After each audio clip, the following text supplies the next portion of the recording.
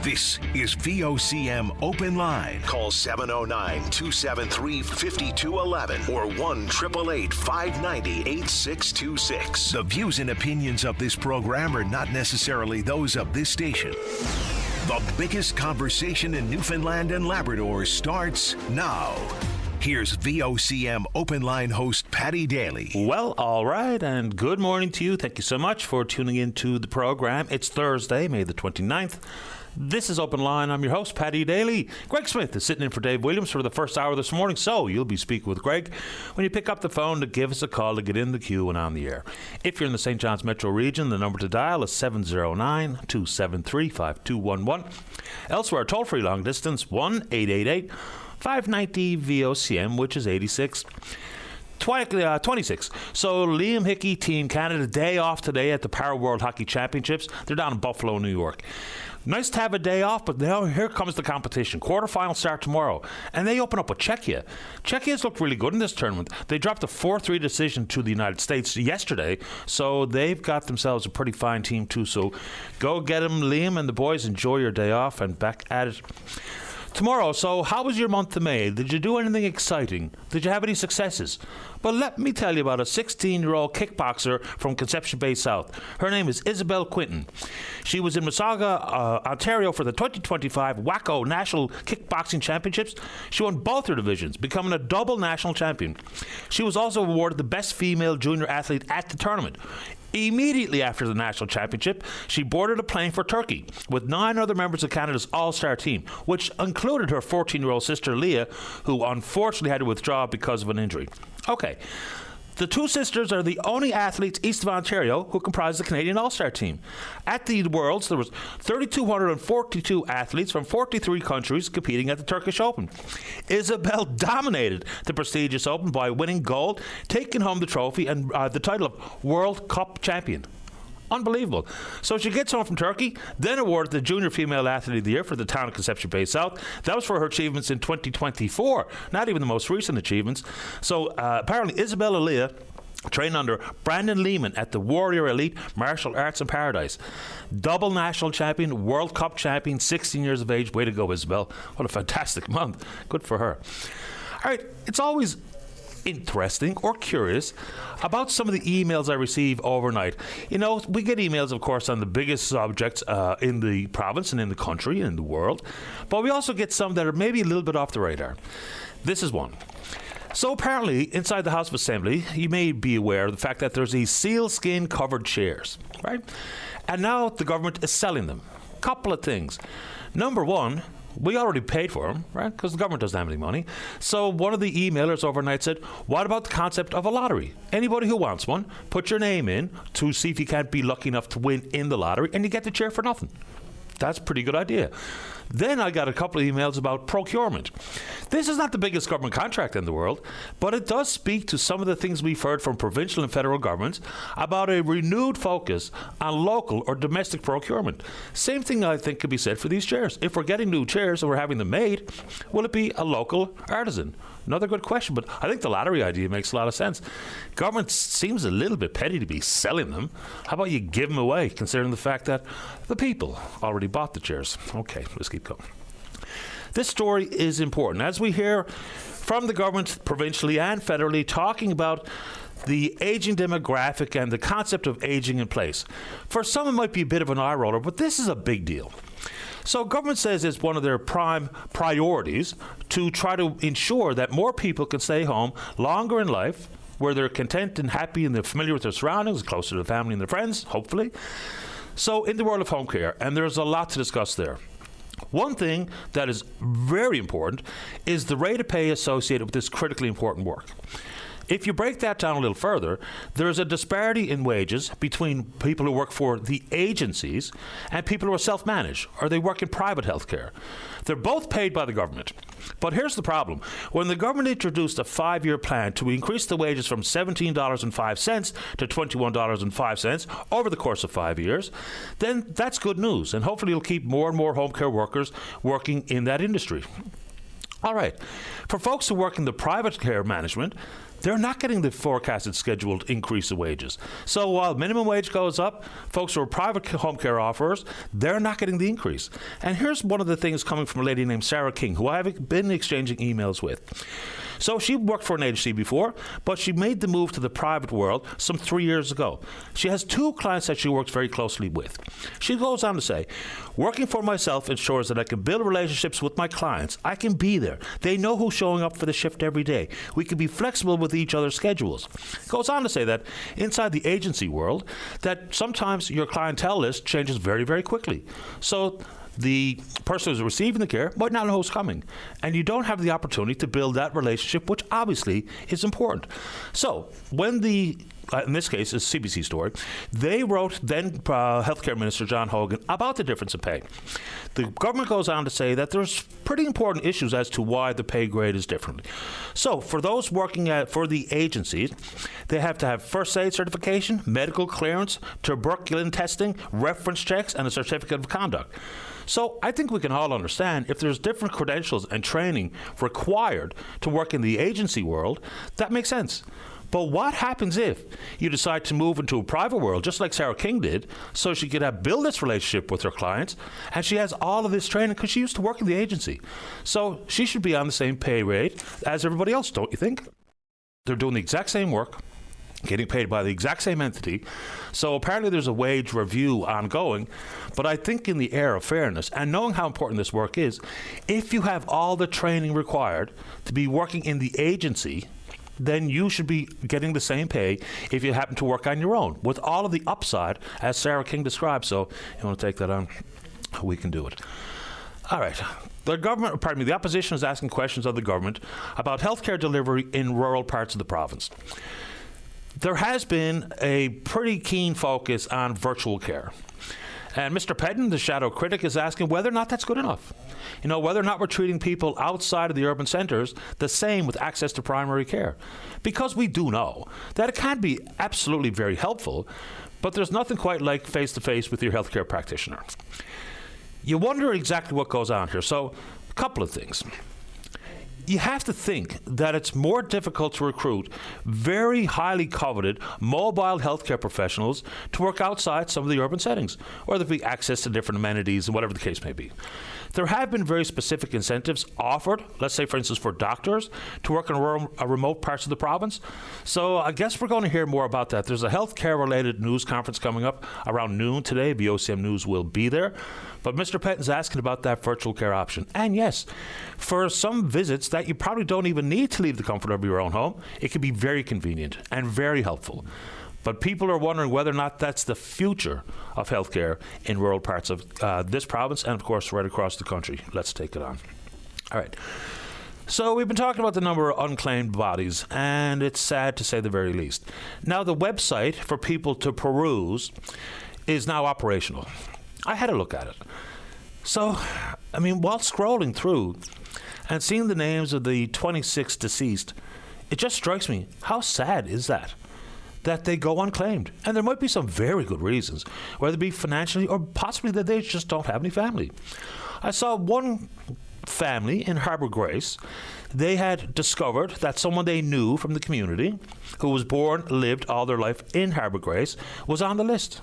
They didn't even know the person was dead, but they knew of them when they were alive. So now they're trying to rally the troops in Harbour Grace for maybe to chip in on the burial and to give it a more dignified arrangement that might be offered by NL Health Services. Not to say that the government might not do a dignified job in handling these stories, but scrolling through the names just made me think, how lucky are many of us that if we get ill, if we fall sick, if we pass away, there will be people around us that care about us and will take care of the arrangements.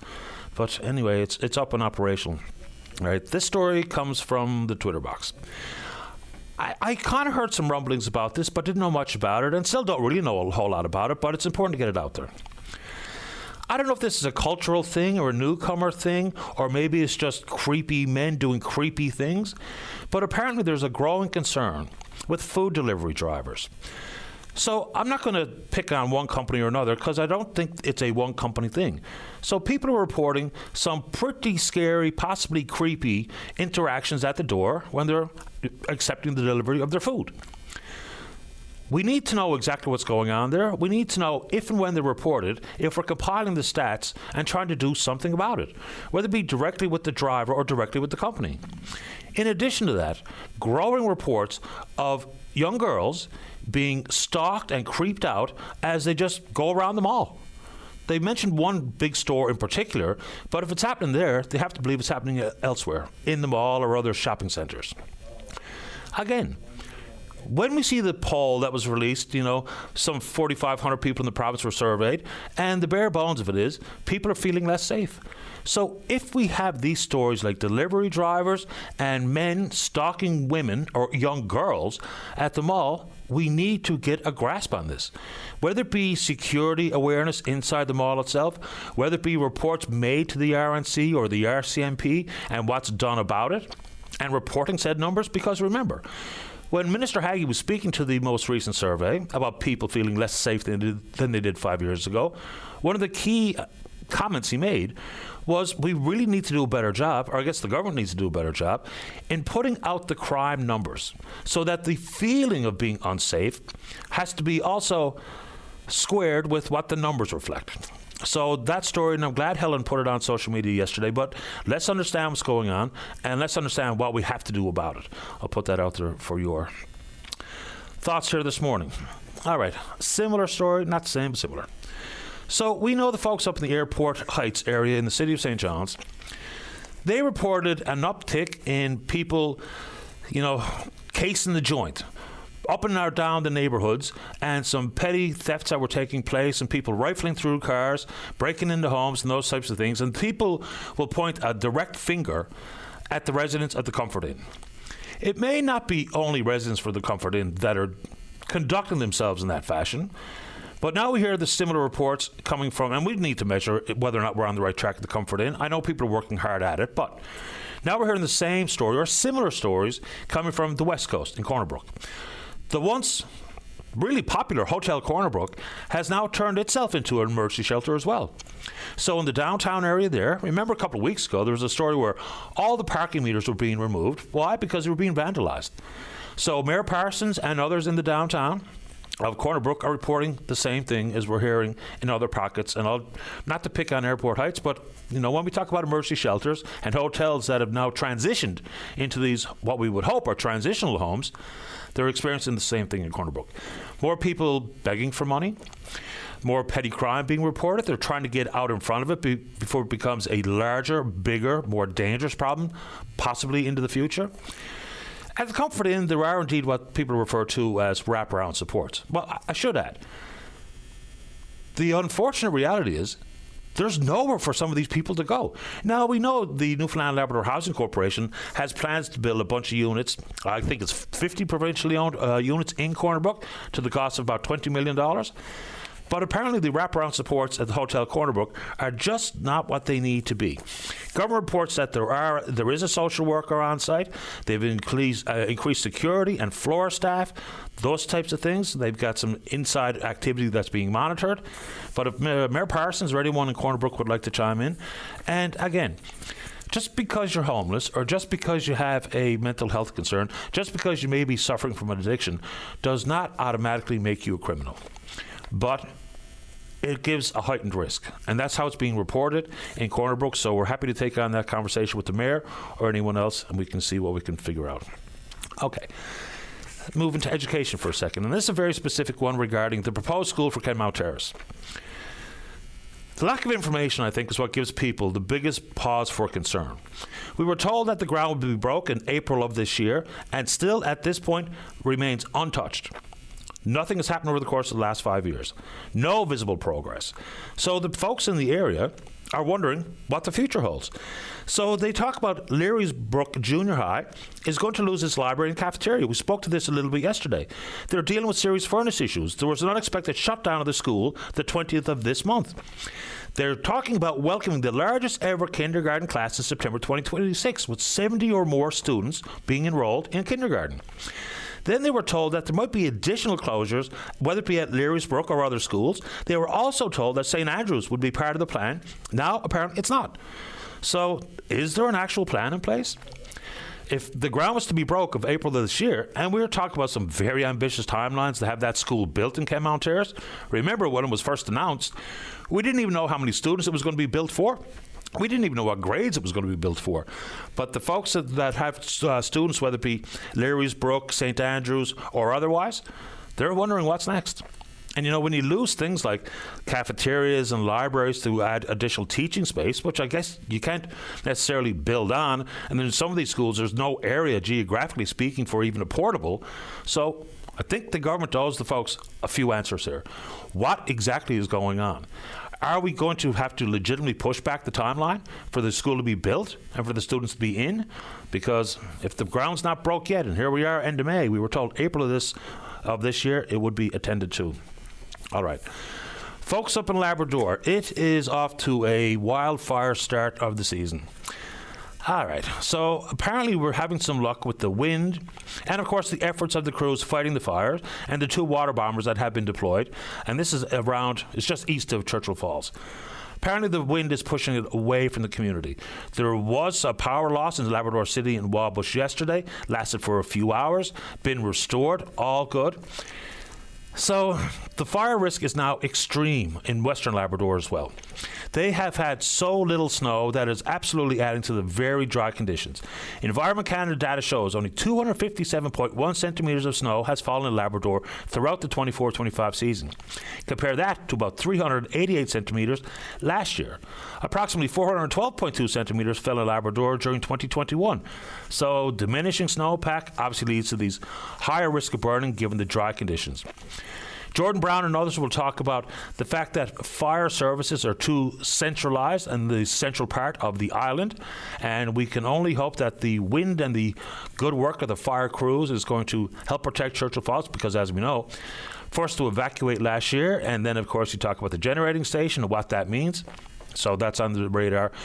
Stay safe and keep going, and good luck and bravo to our firefighters, and hopefully the communities can stave off the worst, obviously speaking. Sticking with Churchill Falls. Tony Wakeham, leader of the official opposition, asking for the government to stall or pause or pump the brakes on negotiations with Hydro-Quebec and the province of Quebec regarding the Upper Churchill. Jim Dinn, of course, remember, when the Liberals announced that this had been signed, the Memorandum of Understanding, then they were able to get support from the NDP, Mr. Dinn and Mr. Brown, and of course from Mr. Joyce and Mr. Lane, 2 independent members of the House. Consequently, enough votes to push it on to the next stage. Mr. Dinn is pushing back. He says to Tony Wakeham, show us your work. Fair question. We do need to understand what the potential implication of a national energy corridor is, and I would suggest that the mandate for the Oversight Committee should be expanded to at least explore what that might look like. But what's overlooked in large part in this Memorandum of Understanding, exactly what it means for the folks in Lab West. It really talks a lot about the Upper Churchill expansion and 2 transmission projects and the potential to build Gull Island, which Hydro-Quebec says they absolutely will. Okay, we'll see. But the quadrupling of the Labrador recall block was a huge part of this, especially if you're living and working in Lab West. Expansion of commercial and industrial entities requires provision of power. So the quadrupling, now I think it brings it to 1,190 megawatts if and when this deal gets signed. So that's a pretty significant question to be asked. I don't think we can do without it. Now, can it still be achieved with a better understanding of the potential for a national energy corridor? For sure. But Mr. Dinner, Mr. Wakeham, or anyone involved is welcome to come on. How are we doing out there this morning there, Greg? All right, a couple of quick ones. Well, Prime Minister Carney, for his first question period yesterday, it's the first time a Prime Minister has taken a seat in question period without having sat in any other seat in the House of Commons. The closest example is back to Lester Pearson, who was formerly a top diplomat before turned to politics and eventually became the Prime Minister. So that's interesting. The Prime Minister is moving away from a Justin Trudeau tradition of fielding every single question on Wednesdays. And then the debate was at whether or not that meant he was ducking responsibility every other day the House was open. The Prime Minister is only taking questions from the leaders, and then other ministers responsible field questions other than that. I hear Mr. Scheer talking about, it's the House of Commons is I don't know what the exact quote is. Something about this is how democracy works.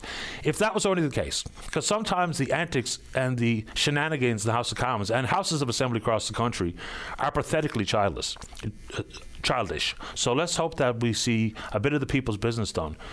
Also interesting for Mr. Poilievre not to have a seat, have to watch from the gallery. And with the growing to whatever percentage of the people in Alberta talking about seceding or separating, he's probably going to win that riding in Alberta and then consequently take his seat in the House of Commons, but putting himself in a pretty precarious spot to try to navigate those very choppy waters. All right, let's see here. So apparently, well, we reported not that long ago that a fellow named Michael Kirby had made it to the summit of Mount Everest. The first time anyone from this province, Al Hancock back in 2007, and then Mark Ballard made it up as well, and add Michael Kirby. It's on this date, 73 years ago, 1950, 72 years ago, 1953. New Zealander Edmund Hillary and Nepalese Sherpa Tenzing Norgay became the first to reach the summit of Mount Everest. It's a pretty popular conquest these days, and the aftermath stories immediately, of course, Hillary gets knighted, but Norgay, he's probably the most fascinating story is what his life held. I don't have much time to get into it, but I'm really interested in that particular story and that achievement. Anyway, we're on Twitter.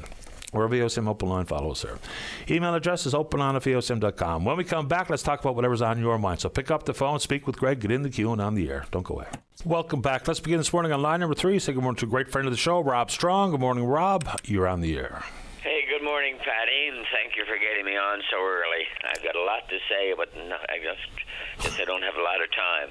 Well, we'll see. If we get up to 9:30, we're still not through our conversation. I'll put you on hold. We'll come back.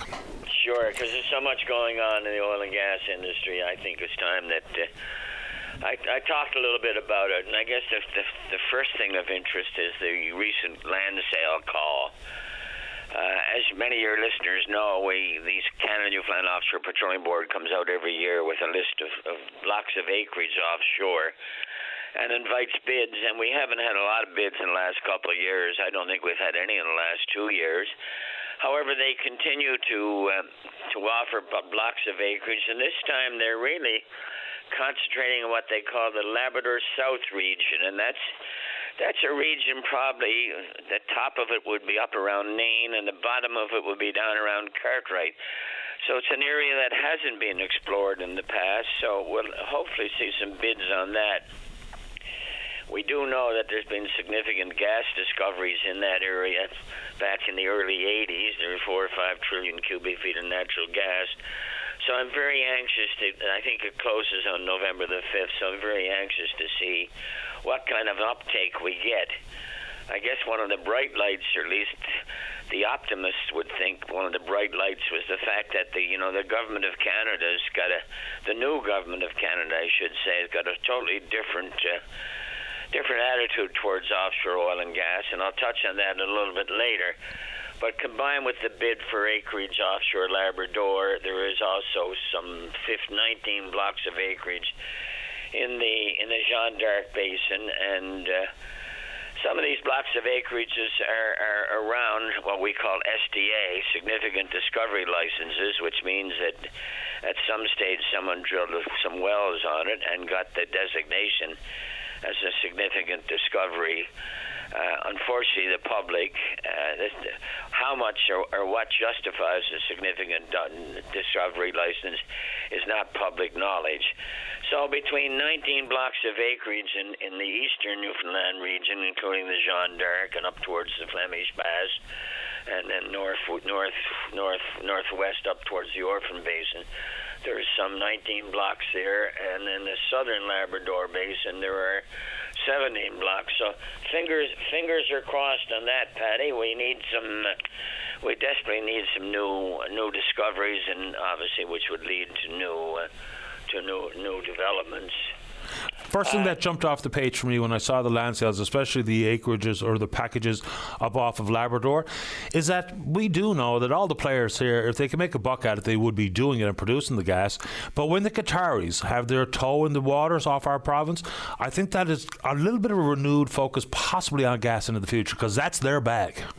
Oh, no question about it. And with the advancements in gas development, and I think particularly of LNG and floating LNG facilities, technology's changed so much in 30, 40 years that maybe what couldn't be done 30 years ago, or 40 years ago, I guess, 82, what couldn't be done then could probably be done now. And of course, gas is pretty solid. I mean, it doesn't have the fluctuations that oil has. I mean, take oil. In my career, I've seen oil as low as $8, and I've seen it as high as $124. So, but I haven't seen that kind of fluctuation for natural gas. So, as I say, fingers are crossed. The other thing I wanted to comment on was the very refreshing comments coming out of Tim Hodgkin, who's the new Minister of Energy federally. And I'm just trying to just listen to this now. This is a comment from last Friday's presentation at the Calgary Chamber of Commerce. When he said, quote, "We have the resources, we have the people, we have the ideas, and now we have a government determined to lead and help unlock the potential of Canadian workers and businesses."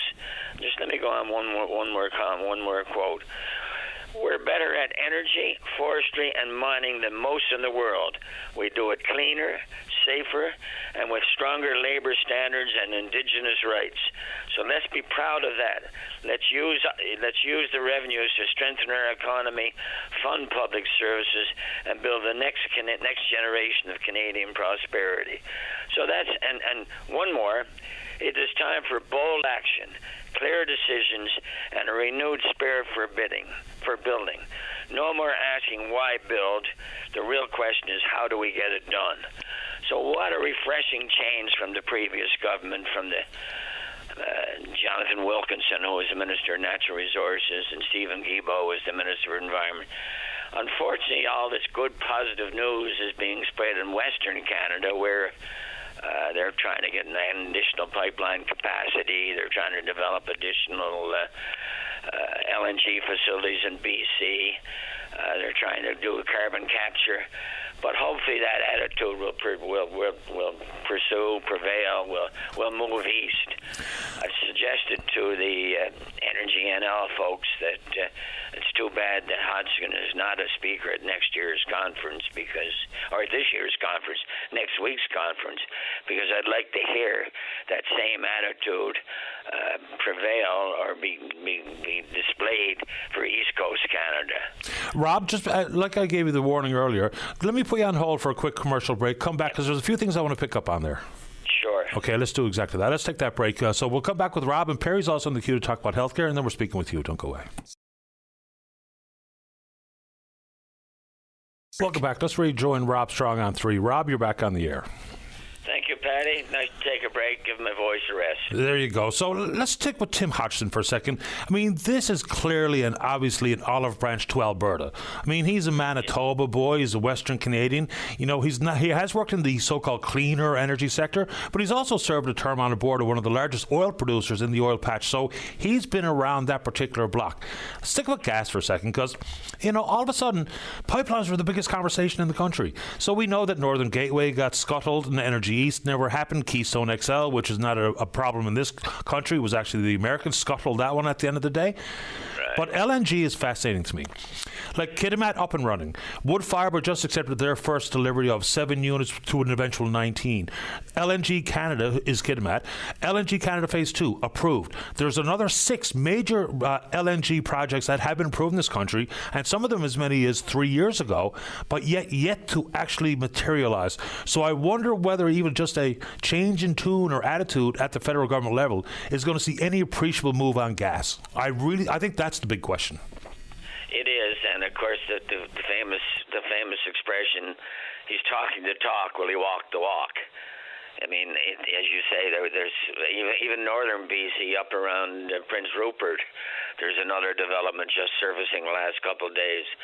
But the world needs gas, and of course the nice thing about BC gas, the proximity to the Asian market. But we have gas as well, which I'm glad you brought this up, because we have gas. And when Minister Parsons was in the position, he sort of made a commitment that we would get to have a better feel for our gas resources.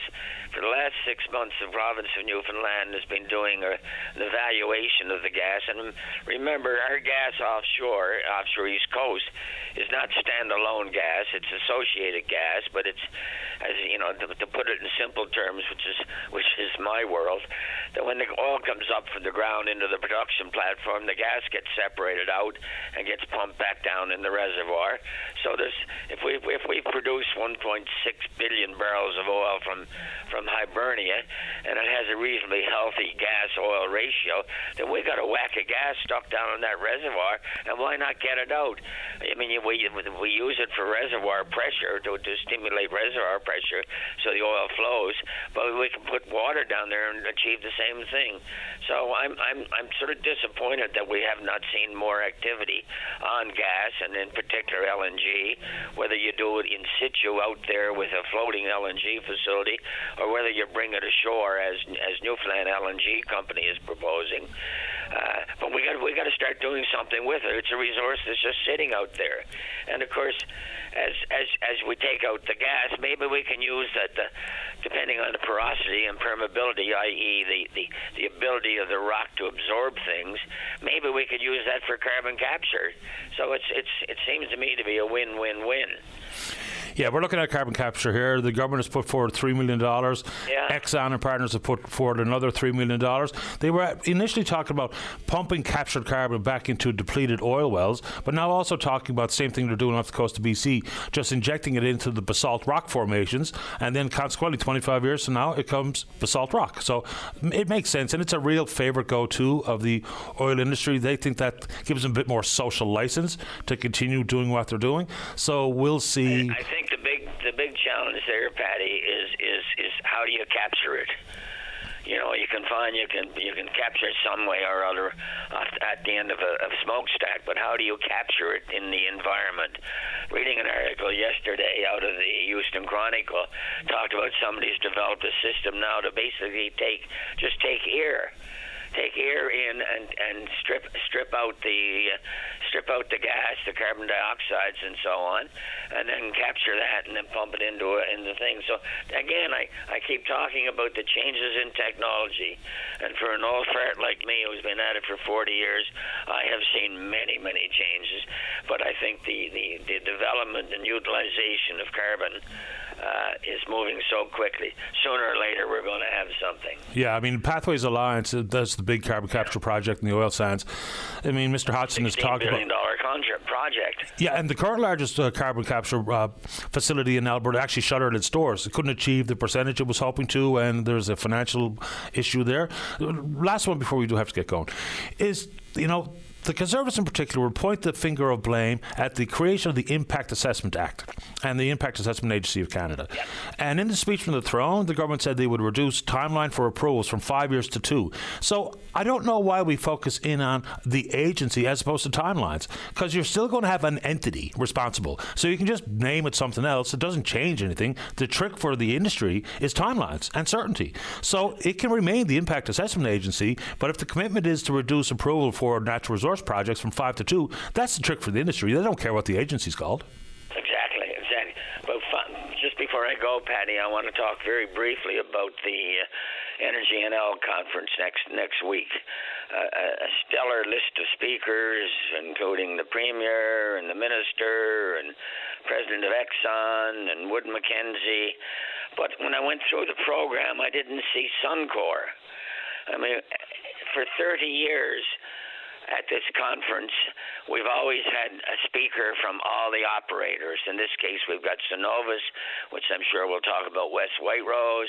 We've got Exxon, which will talk about their ongoing developments and potential for subsea tiebacks. And we've got I was going to say Husky, Cenovus, Suncor. But we don't have Suncor, and here's a company that's been active offshore Newfoundland for 30 or 40 years. And something that you and I have talked about many times. Here's a company that got $500 million of Newfoundland government money in the form of either cash or royalty relief, and they're not presenting at this conference next week.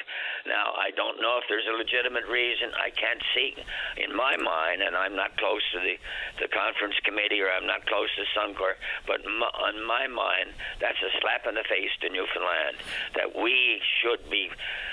This conference should address Suncor's activities offshore Newfoundland to tell us exactly what they're doing, what they learned from their recent refit, and what their future plans are. So I don't think I'll be getting any contracts from Suncor in the future, but I speak on behalf of a lot of my colleagues in the business that we're extremely disappointed that Suncor will not be presenting at next week's conference. I think you're speaking for everybody. We're in for $500 million. You know, 200 cash on the barrelhead, $300 million of royalty relief. So there are some awkward questions that need some answers, and none have been forthcoming as of now. And the last elephant in the room is the benefits agreement on Beta Nord. Charlene Johnson just wrote the members of Energy NL a letter recently, and I quote, "I informed Premier Hogan and Energy Minister that Newfoundland is anxious for a benefits agreement between the provincial government and Equinor. However, any agreement must have significant benefits for Energy NL members." And you know what we're hearing so far from Equinor is they're not interested in doing any topside fabrication. And I'll tell you, I was with Trades NL yesterday, and they're not happy with that kind of philosophy. So we'll see what Tora Losef, who's the country manager for Equinor, says next week at the Energy NL conference. So I shall report back to you, sir. I appreciate that, and we just hope that that gentleman doesn't drop another pause bombshell at the conference. I certainly hope not, Patty. Good to have you on, Rob. Thanks a lot. One too much for our week next week if he does. Yeah, fair ball. Talk to you soon. Okay, take care. You too. Bye-bye. All right, let's take a break. Perry, appreciate your patience. Talk health right after this. Welcome back to the show. And, of course, keep your eyes peeled for moose everywhere all the time. But apparently there's a young moose, a skittish yearling, right about 300 metres east of the exit 32 to Brigus Junction on the TCH westbound. So not sure it's still there, but it's always a worthwhile reminder to be aware. Let's go to line number one. Perry, you're on the air. Morning, Patty. How you doing? Doing okay. How about you? First of all, before we get going here, I gotta pray for Church Falls here. We get too far down. Deja vu for those guys for sure. Absolutely, I'm with you. Yes. But the reason I'm calling now, I'm from Goose Bay, and we're down in St. John's now at CBS. Last Saturday, my wife broke her arm in Goose Bay in the evening, and examined, went to the ER and everything. Everything you're supposed to do, and they ordered an X-ray for Monday morning because they didn't think it was broke. So she goes Monday morning, gets the X-ray, and she was directed to ER. And the doctor on duty then said, "Look at the X-ray, the arm is broke," and they were going to splint it. So that's fine. Then he come back. He was talking to St. John's. He said, "No, I do believe you're going to have to go to St. John's for surgery." We were planning a trip down on Tuesday on a road trip to come down, but anyway, so then he come back and say, "Yeah, you got to go for surgery." He says, "It's up to yourself." There's somebody done the paperwork. He says, "So as you get in St. John's, go to the ER, and they take care of it from there and call in the surgeon." So we put the wife on the flight Monday night because we have family here in St. John's, and they picked her up at the airport and went to the ER in St. John in the Health Science, and they said, "Well, now she got to have a CT before you do anything." So they mucked back Tuesday morning to get the CT, got the CT done, and they said, "Now wait for a phone call from the surgeon." So they come back out and CVS, waited, nothing. So yesterday morning, he goes back to the Health Science and come to find out she's not in the system, she's not scheduled, or nothing. So Goose Bay said everything was in order, good to go. When you get there, everything's in place. So the problem is now nothing. We got no information when it's surgery. She's going around now for 6 days with a broken arm. And so I got on the phone yesterday with the politicians. And late last night, I talked to Lisa Dempster, the Minister for Labrador Affairs, and the MP for Labrador, Philip Earls. He called me early this morning. And Perry's office, Bonnie, learning on some of the thank you to Bonnie because she'd been working on it all day yesterday for me. But while I was waiting for you this morning, she had a phone call from the Health Science. She's scheduled for surgery for Monday. That'll be 11 days going around with a broken arm. And the arm is getting blacker as the days go. No doubt. So have you been told why there's such an extraordinary delay? I mean, is there simply staff shortage in the operating theatres, or what's going on? No, well, when we in the ER in Goose Bay, they said everything was set up. We're good to go. Everything's in order in St. John's. Good to get there and you get your surgery. They had nothing on or nothing. There was nothing set up. So I guess the backlog here in St. John's, she's in the queue. She got to wait till Monday. And this has only started happening since we started making some phone calls. It should never be the case. So I just want to make sure I'm understanding the story from start to finish.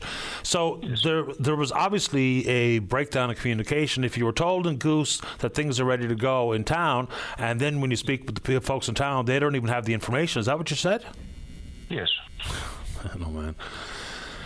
And the CT, she had to wait till Tuesday morning. In Goose, we got a brand new portable CT out there because one in the building is getting updated. Why wasn't the CT done in Goose Bay? Excellent question. Do they have a technician there full time? Oh God, yes. Okay. Yeah. And it's heartbreaking to see her going around with they got her on the painkillers.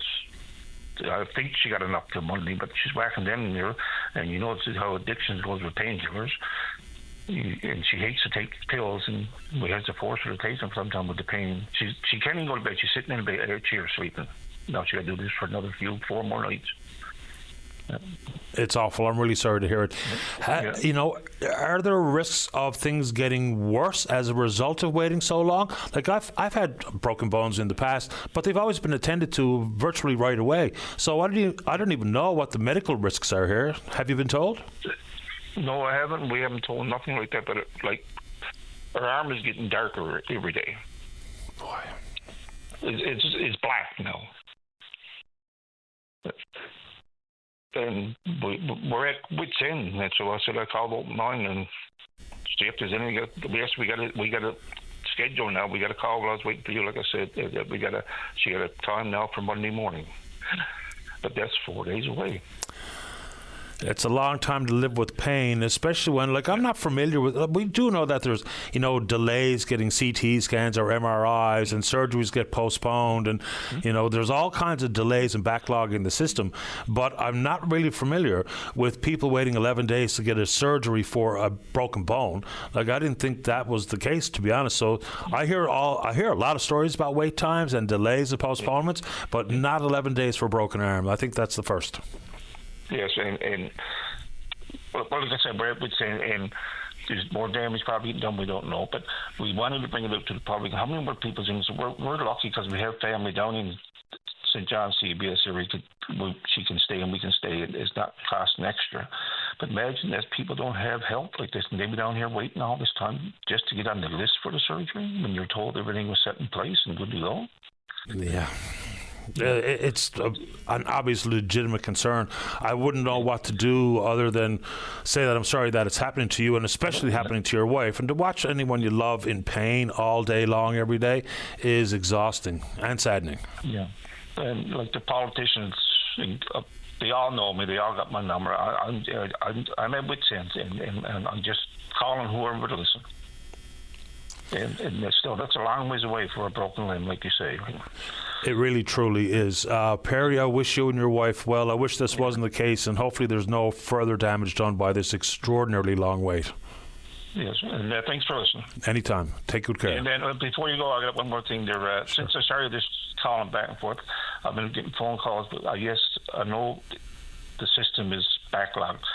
I was told there's 6 beds in the ER being taken up in Goose Bay because there's no rooms for people to go to.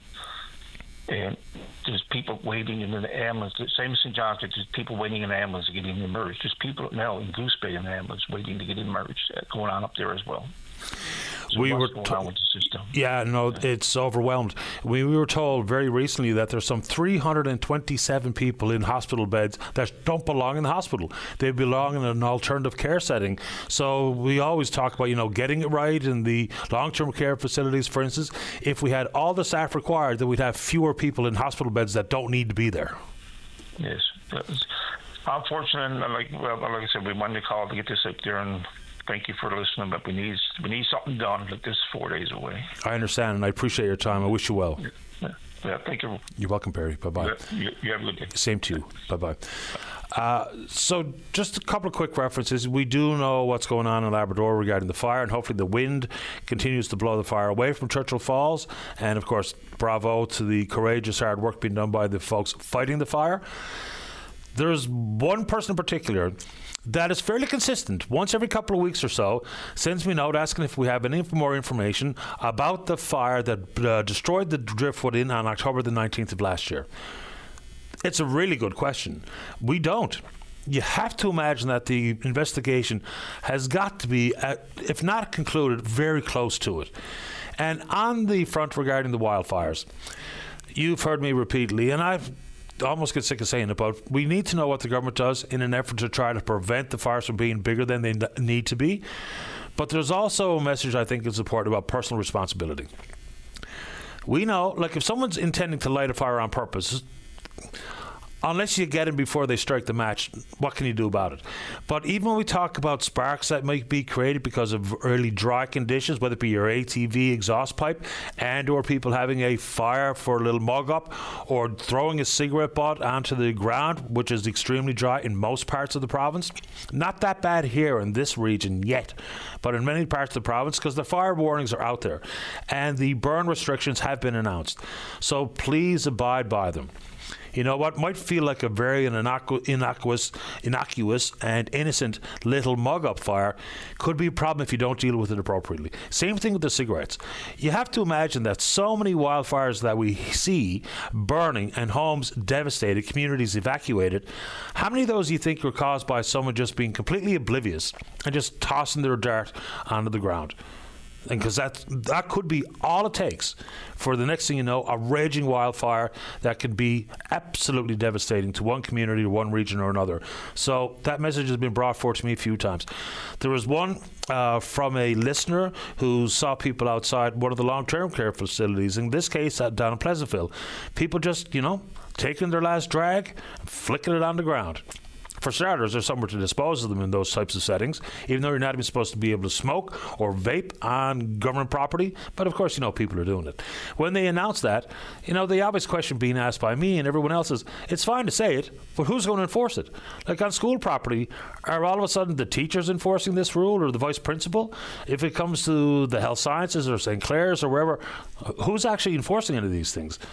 Stands to reason that doesn't sound like anyone is. So a bit of personal responsibility as we're in fire season, wildfire season. I think we all have to play a role. Let's take a break. Good day to get on the show. If you're in and around town, 709-273-5211. Elsewhere, toll-free long distance, 1-888-590-VOCM, which is 8626. We're taking a break, and then we're coming back. Welcome back to the show. Let's go to line number 1. Barry, you're on the air. Good morning, Patty. Thanks for taking my call. There's a supporter. I'm down here at the White Hills Road, Patty. Can you hear me okay? Yeah. It's a tad bit windy. I'm down here on White Hills Road, just outside turn off the DFO with my sign for food fishery fighters, and I'm holding a little mini demonstration for our food fishery to try to get something done, as you know, Patty. Has anyone come out to speak with you? Say again, Patty? Has anybody come out to speak with you? I just got set up there. There's people blowing the horns after me. As you can hear. Yep.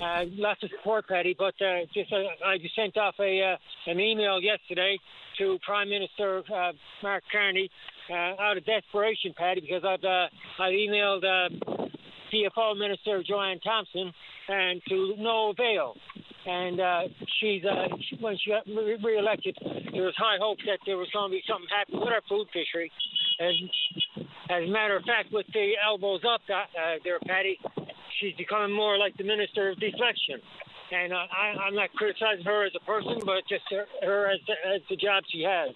I really thought that there'd be something done, or someone get in contact. I emailed as well Minister Lisa Dempster, the provincial minister of fisheries, looking for support, and to yet no avail, and just trying to get her now, get more support.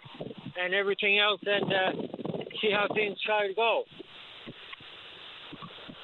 Yeah, we haven't heard anything from the minister since re-election, but it's on our radar and on our invitee list. Yes, indeed, Paddy. I'd like to give a throw out to Jerry Ryan there a couple weeks ago for supporting me, and he said a very important thing, that there's nobody really that you talk to DFO. It's a faceless agency, and it's nobody coming forward to address our concerns, to talk about our concerns, or any other concern that we might have, Paddy. Yeah, and they owe us an answer. So, I mean, it might be a faceless bureaucracy, but the buck stops on the minister's desk, and Minister Thompson is going to have to address these issues in short order, because it's not just the recreational food fishery. Inside the commercial fishery, lots of big questions to be asked. I mean, if the Prime Minister is going to set the table by talking about a potential restructuring of DFO, well, then we need to know if there's actually anything to that, or whether or not that's, just utterances and the campaign hustings, or whether they actually have a plan. So we'll get the minister on ASAP. Indeed, so Paddy. And when Joanne Thompson got re-elected as the MP for St. John's East, of which I'm a constituent of hers, and I voted for her, and then she got reappointed as DFO minister, we had some kind of glimmer of hope that something would happen. But all we got so far is just deflection, and that's why I'm saying that we want to meet with her or meet with somebody to get some kind of answers to what we can do. And Paddy, you and I have talked about this a lot of times in the past, and Paddy, you've often said that unfortunately the announcement doesn't come until just before June, and we got all kinds of people, Paddy, waiting for it. And with the moratorium over now, Paddy, the foreign countries got a commercial quota, and yet here we are, still relegated to 3 days a week for a measly 5 fish, going out in all kinds of weather. Whereas if the season was open like we're asking from Canada Day, Thanksgiving Day, 7 days a week, fishers can pick and choose the times when they want to go, when it's safe for them and when it's convenient for them. And Paddy, as well now, I don't know if I mentioned to you, I'm trying to organise a fish donation day over the course of the summer with food fishery to make donations to food banks and to senior citizens.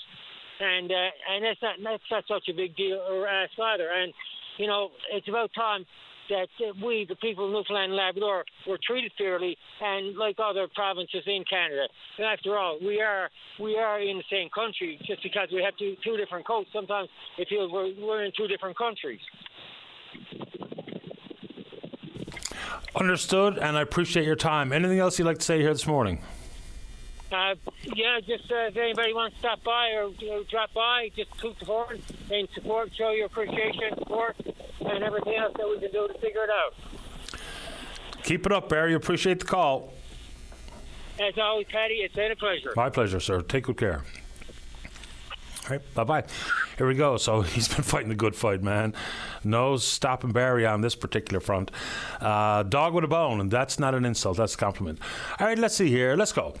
So the first public golf course on the Avalon, of course, the Captain's Hill Golf Course up at Pippy Park, celebrating 50 years coming up this summer. So celebration is going to take place between the 6th of July and the 12th of July. And here's the general manager of the Pippy Park Golf Club. That's Jeremy Ravando. Good morning, Jeremy. You're on the air. Hey, Paddy. How's it going this morning? Great today. How about you? Doing well, thanks. So what do you got up your sleeve to celebrate 50 years of you-know-what up on the hill?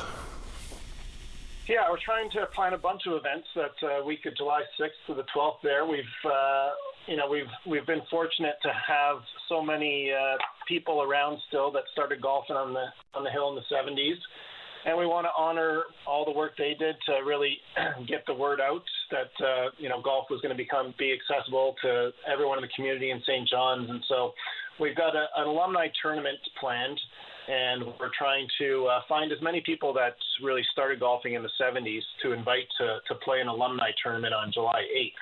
And we also have a historical dinner the next night, July 9th, where we're going to invite as many people that were a key to starting the golf course. It started with a public golf association that was formed in 1973, where a group got together and said, hey, the golf is becoming so popular, and Ballyhally had such a long wait list that it was really tough for anyone to be able to join Bally back then. So that was a huge change, obviously a major impact on growing the game in the St. John's area and on the Avalon. So we want to have a historical dinner with all those stakeholders from the early days.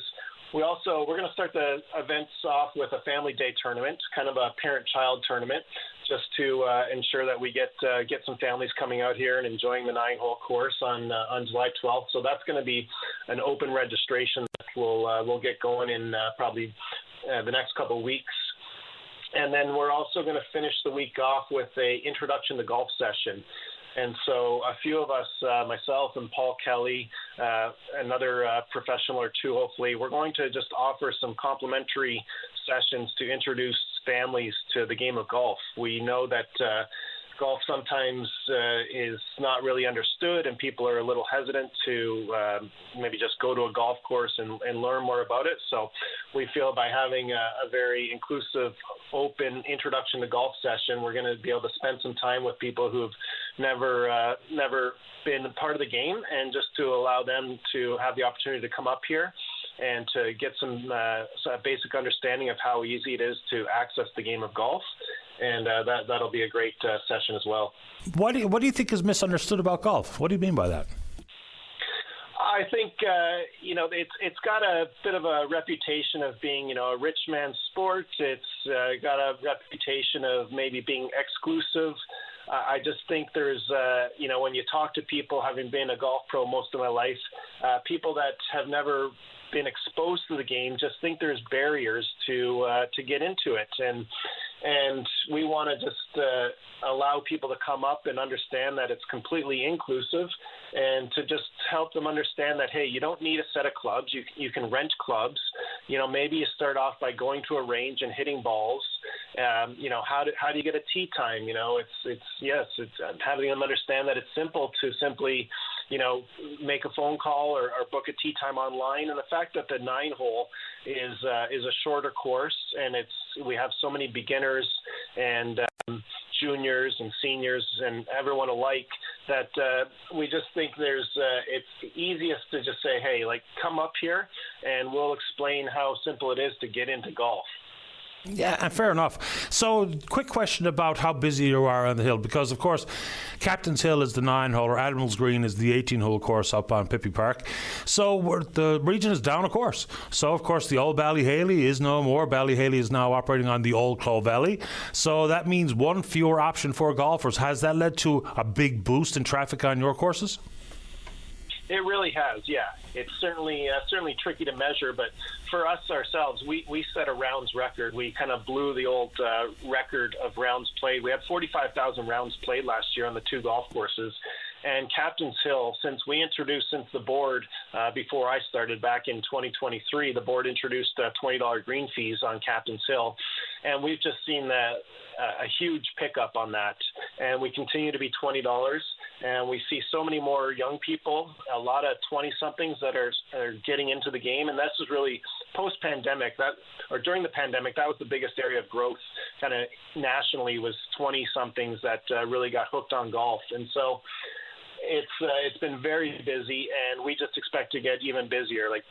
Today's a beautiful day, and both our tee sheets are completely full. We're getting people calling and trying to get out, and we just don't have space because, one less golf course will have an impact. And now, there's so much demand for the game, so we're in a great position, and we just want to continue to grow that. Regarding tee times, I'm not suggesting it's people sleeping in their cars overnight at Bethpage Black to try to get a tee time, but is there lineups to get chits to get in the queue to get a tee time, or how easy is it to actually book one up on the hill?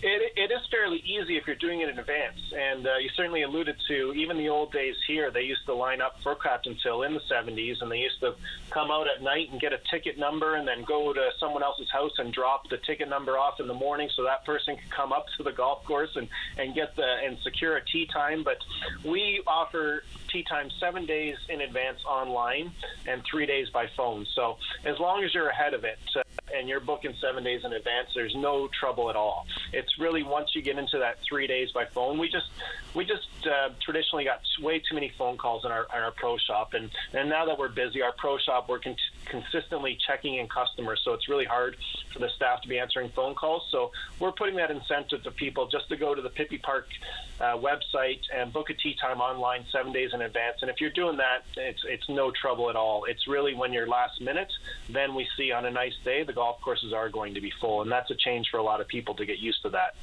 As a pro, I'll just bounce this one off you before we let you go. And happy anniversary to Captain's Hill and all the celebrations that will take place in July. And we're talking about amateur golf, obviously, here, and it's obviously a bit of fun. And I think it's misunderstood insofar as how elitist it apparently is in some corners, because that's not really my knowledge. I mean, if we're talking about being members at St Andrews or something, yeah, sure, okay, but we're not talking about that. The strength of Canadian golf is off the charts. We're doing pretty well on the ladies. For, of course, Brooke Henderson, the most successful major champion in either men or women's golf. But on the men's side, we've got more guys than ever that are actually in the mix, in the mix to win tournaments, playing at the President's Cup. What do you think that means for golf in the country? Because I think it changed things when Mike Weir won. I mean, we can go all the way back to Balding and Knudsen and the like, but when Weir won a Masters, and now we've got, Nick Taylor wins the Canadian Open, the first time since, I think, 1954, and those guys who are really making a name for themselves, what do you think that means for growing the game grassroots?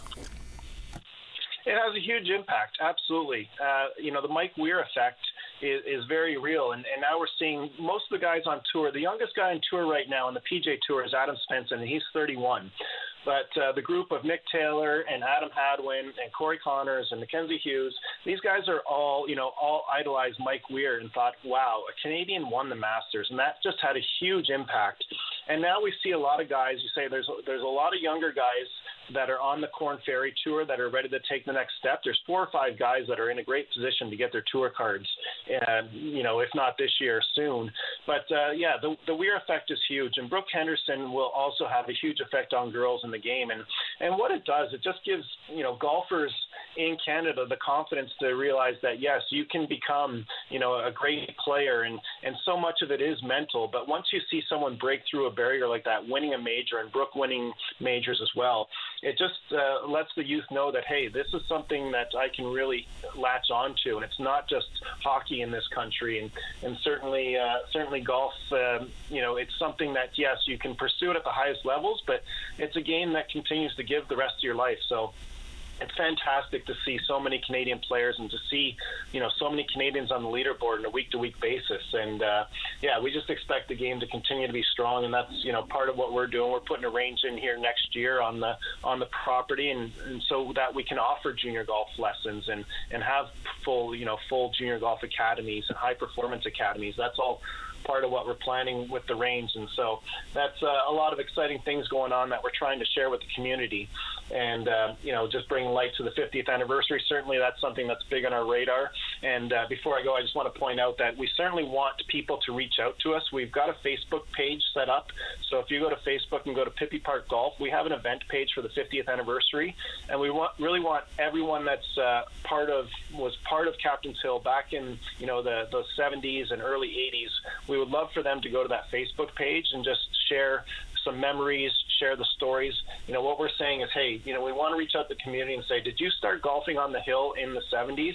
We'd love to hear from you, because we want to be able to invite as many people to participate in that alumni tournament as possible. Yeah, fair ball, and I wish you good luck with it. You mentioned it's not just about hockey here, but a lot of hockey players play a lot of golf in the summertime. And just an interesting side note, apropos of nothing, I remember listening to a TV golf announcer. I can't remember exactly who it was, but anyway, he was also a TaylorMade representative, and he said that there's more left-handed golfers per capita in Canada than any country in the world. Why? Hockey, which I thought was fascinating. I mean, I've played in groups where I'm the only righty, which is also kind of odd. It's true. Jeremy, good to have you on. Good luck with it all. No, thanks so much, Patty. It's we carry that one more step. The Newfoundland has the most left-handers per capita anywhere in the world. So even though Canada has a bunch of lefties, Newfoundland is the home of the lefties. How about that? Southpaws for life. Good to have you on, Jeremy. Good luck. Thanks, Patty. You're welcome. Bye-bye. All right, let's take a break. That's interesting. I didn't know that. Don't go away. Welcome back to the show. Let's go to line number 1 and say good morning to the PC member for Conception Bay South. He's the Shadow Minister of Health. That's Barry Petton. Good morning, Barry. You're on the air. Good morning, Patty. How are you? Not too bad at all. How about you? I'm good, thanks. Pat, I'm just calling in. I know I think you referenced it this morning, but it's an issue that I've spoken about a fair bit actually, and it's the urban-rural divide when it comes to healthcare delivery in the province. It's something that I've spoken about a lot in the House, and I've spoken publicly about as well. And there's a stark difference, and I experienced it firsthand, so I'm not speaking from secondhand. I went out myself on the ground. I've seen it, and I learned from it, actually, because I didn't realize the situation until I actually went out. You never appreciate something until you see it firsthand. And, I mean, most recently, last week, ran into, we were told, and then we investigated and found that the clinical chief in Gander for the Lewisford area, or whatever, in that rural region, is only on the ground 4 days a month in province. The rest of it is in Ontario or up north somewhere. And I mean that drew a question because I mean out in Lewisford areas, I mean the healthcare out there is in dire straits. Someone explained to me it was a mess. It's a hornet's nest. I would get all those explanations. 2 family doctors, and the remainder who got over 5,000 patients, and the remainder of residents are going to after-hours clinic to receive virtual care. And I guess that was last week, and I spoke about that a fair bit in the House, questioned the minister and what have you. And then Dr. Parfrey, come out, and he's basically Israel province says he got no problem with him only spending 4 days a month in the province. He does great work, and virtual is an important part of emergency and primary care. There was another line. So, but it can't be the only part, Patty. And I think the problem I see with it is, and I live in an area where I don't have direct. CBS, we're close to St. John's, but we got that rural situation going on too, because we don't have no healthcare service up here. And it's something that I continue to lobby for, and I will continue on. But that can't be the only option. You can't virtual care can't be the only option for rural. I mean, when you're in St. John's, I mean, you get in-person care. That's where all the doctors are too. Even though there's a big demand in this area, in St. John's area. They don't know. They can't appreciate what's going on in rural Newfoundland. I think it's a real disconnect, and it's troublesome, and it's something that I took it upon myself in my role as Shadow Minister for Health to try to bring light to this, because I do, and I talk to a lot of people in rural Newfoundland, and they tell me their stories, and they appreciate the fact that we're bringing attention to this issue. But in fairness, Dr. Parfrey needs to be more like I know right now I can't just magically solve problems, but you have to acknowledge it is a problem. You can't say this is the norm.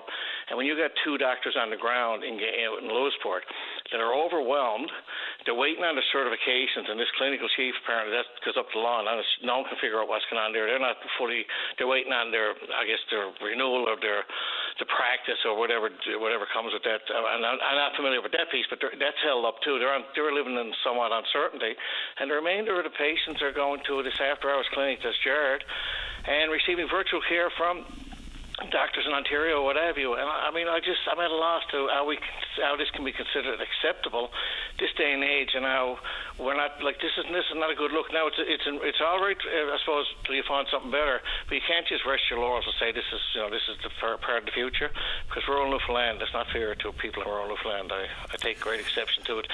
For someone that don't live in rural, even though my district is a lot rural, I think people in rural Newfoundland take great exception, and I fully support that them feeling that way. Yeah, it's ironic or something or other that the virtual care offering is being offered by someone in Ontario who's actually the chief of family medicine in central Newfoundland. Like, it's there is something ironic about that.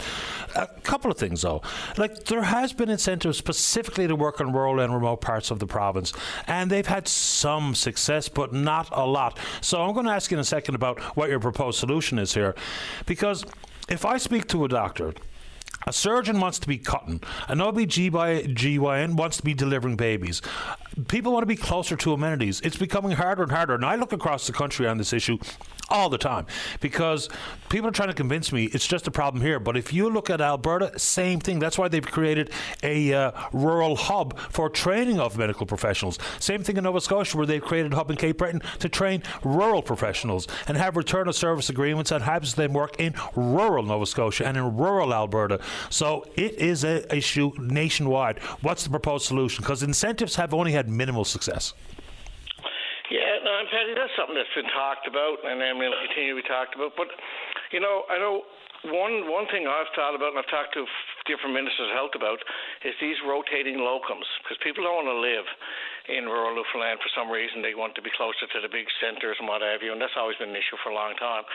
So, I mean, some of the nurses do it, some doctors do it too, but having if you go out, if you come in to practice medicine anywhere, you have to agree to do a certain amount of time in rural Newfoundland and rotate it. If you don't want to stay there permanently, do it on a rotating basis. That you got, it'll be the continuum of care with the same doctor may be an issue, but you will receive access to primary care. Will be in-person primary care will increase a lot. That's something that I've spoke to various ministers and the current Premier about when he was Minister of Health, because I'm not one that'll just throw out we got problems and say no solutions. I think that for most part, you try your best. People might say they're not a solution, but if you don't throw out solutions or ideas, we'll never come to a conclusion. We'll never come to resolutions. And that's one. I know billing is a huge problem as well to a lot of doctors, and from various forms. I talk to different doctors, and within an MCP, that's another issue. But that's an issue that I don't know why for years and years, and the LMA continue to talk to government about the billing processes and what's billable, what's not billable, what's included, and that's an issue that really causes a lot of problems. But I tell you what I've learned too is in rural Newfoundland, doctors are doing more than what a rural doctor has a lot more on their plate, a variety of expectations than an urban doctor. Because they go out in urban, you're kind of practicing what you signed up for. In rural, you could be anything. And nurses got the variance over nurses, not another issue, but that variance in the nursing as well. So I think that some kind of you define, go out and do what you're trained to do, I guess, and we ease the workload that way. But also, I don't see why we can't do something like creative like that, a bit out of the box. But have locums. All doctors have to do sign up. That's part of your when you come to practice. You have to do so many days a month in order to stay practicing in rural Newfoundland and schedule it out that way. That's a lot better than looking at a computer screen, Paddy. And I know there's other people that may have lots of other ideas, but they're just a couple off top. Just something that we talk about, and I think there's there's many more out there. Yeah, the Registered Nurses Union talks about locums and how helpful they can be, and obviously so. When we talk about the new doctors that have been recruited and they're committed to 5-year return on service agreements, I think some of that can include exactly what you said about locums. In addition to, locums can be absolutely part of the solution, but just like when we talk about teachers, whether it be in Labrador or other rural parts of the province, if you can't house them, they're not going there. So the community has to be part of the answer here too. One of the most difficult jobs in this province, I would suggest, is the Assistant Deputy Minister responsible for recruitment and retention of healthcare pros. The lady's name eludes me at the moment, but if you don't have a place to live, where are you going to go? If there's not something for your children to do, if there's not something for your spouse or partner to do or to work at and or a place to live, that's where communities have to be an active partner here. Remember out in Bonavista, they were talking about for the sum of $1, giving a building lot and or a place to live to a doctor willing to come to the community. So we can put all the responsibility on the province where ultimately it lies, but to paint a clear picture as to why one community or another would be attractive for a nurse practitioner, a licensed practical nurse, a doctor, or whoever, that's got to be part of it. Because if say for instance you're trying to recruit a doctor who's currently working in Ontario or working in Boston, and you say, we got a position for you that we'd like you to fill in Lewisport. What's Lewisport? That person doesn't know what Lewisport is, what they have to offer, or what they don't have to offer. We got to put a package in front of them. Yeah, and that's a fair point. That comes across the board when any recruitment, no matter what profession we're looking at. Housing is an issue right throughout the province. But Paddy, another thing too, and I think that our leaders brought this up. I know I've spoke about it various times, and it's something that we push for, and I think it will be one of our probably disclose some of our secrets, but our plans, I should say. The tuition piece, Paddy, and. If a doctor comes in Newfoundland, gets their degree and goes through school in Newfoundland, when they come out of school, you sign up to practice in a certain part of the province for probably like a 10-year period. Then your tuition could be forgiven as part of and that may not be a permanent solution, but after 10 years, if you go somewhere and live there for 10 years and live with your family, more than likely there's a high percentage of times you're going to stay there because you will fall in love. Because rural Newfoundland is beautiful. It's not like this is a bad place to go. No doubt. They just look for other services. I love rural Newfoundland. But so it's something like that. And again, but this is outside the box things, and that issue of tuition, general public people have brought that up to me, just thinking like, what? Everyone out there looks for solutions because we're all agreed it's a problem.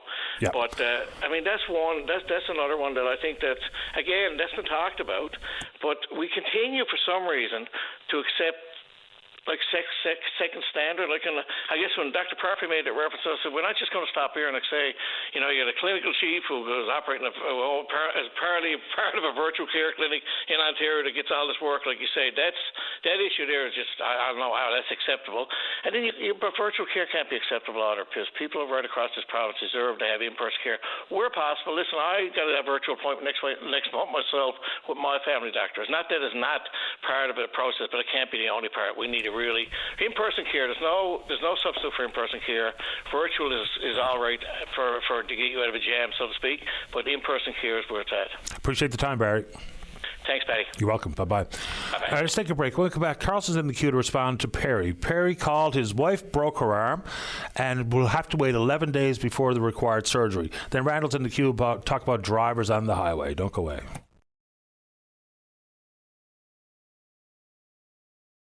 Oh, welcome back for the motoring public in and around town.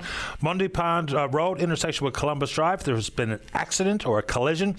Emergency medical staff are on the scene, so that's southbound traffic that you will be delayed, and that's heading towards, say, the Village Mall. Let's go to line number 4. Randall, you're on the air. Morning, Patty. How you doing? Okay, how about you? I'm not so great.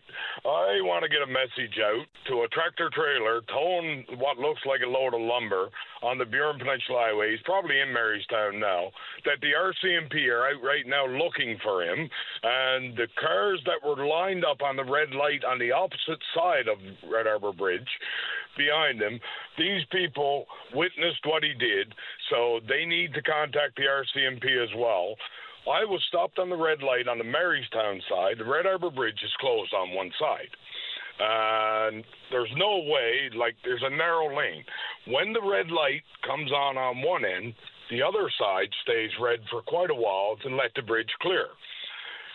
Light turned green, myself and the black on the CRV behind me decided to go on the green light. When we break the bend, we watch a tractor trailer pull away from the front of the line of traffic on the Red Harbour side, decide he's coming on across the bridge through the red light. That's not bad enough. We couldn't back up. We weren't to where the bridge is dug out, luckily, so both of us had to pull in between the delineators, which blocks off part of the lane. I stick my arms in the air like, what are you doing? So did this other man. It wasn't bad enough he came through the red light, but then he gave both of us the finger as he was driving past. Had that been an ambulance or a fire truck or a police car responding to an emergency coming across that bridge, or had we pulled out a lot faster, it might have been a whole different story this morning. And I've been there, and I know what it feels like. Yeah. So what's really strange and happens all the time is that the person who was actually in the wrong when we talk about any sort of interaction on the roads, has done something wrong, has cut you off or whatever the case may be, and whether or not I beat my horn or whatever, the person who was driving dangerously or recklessly, they're the first people to freak out. They're the first people to flash you the finger.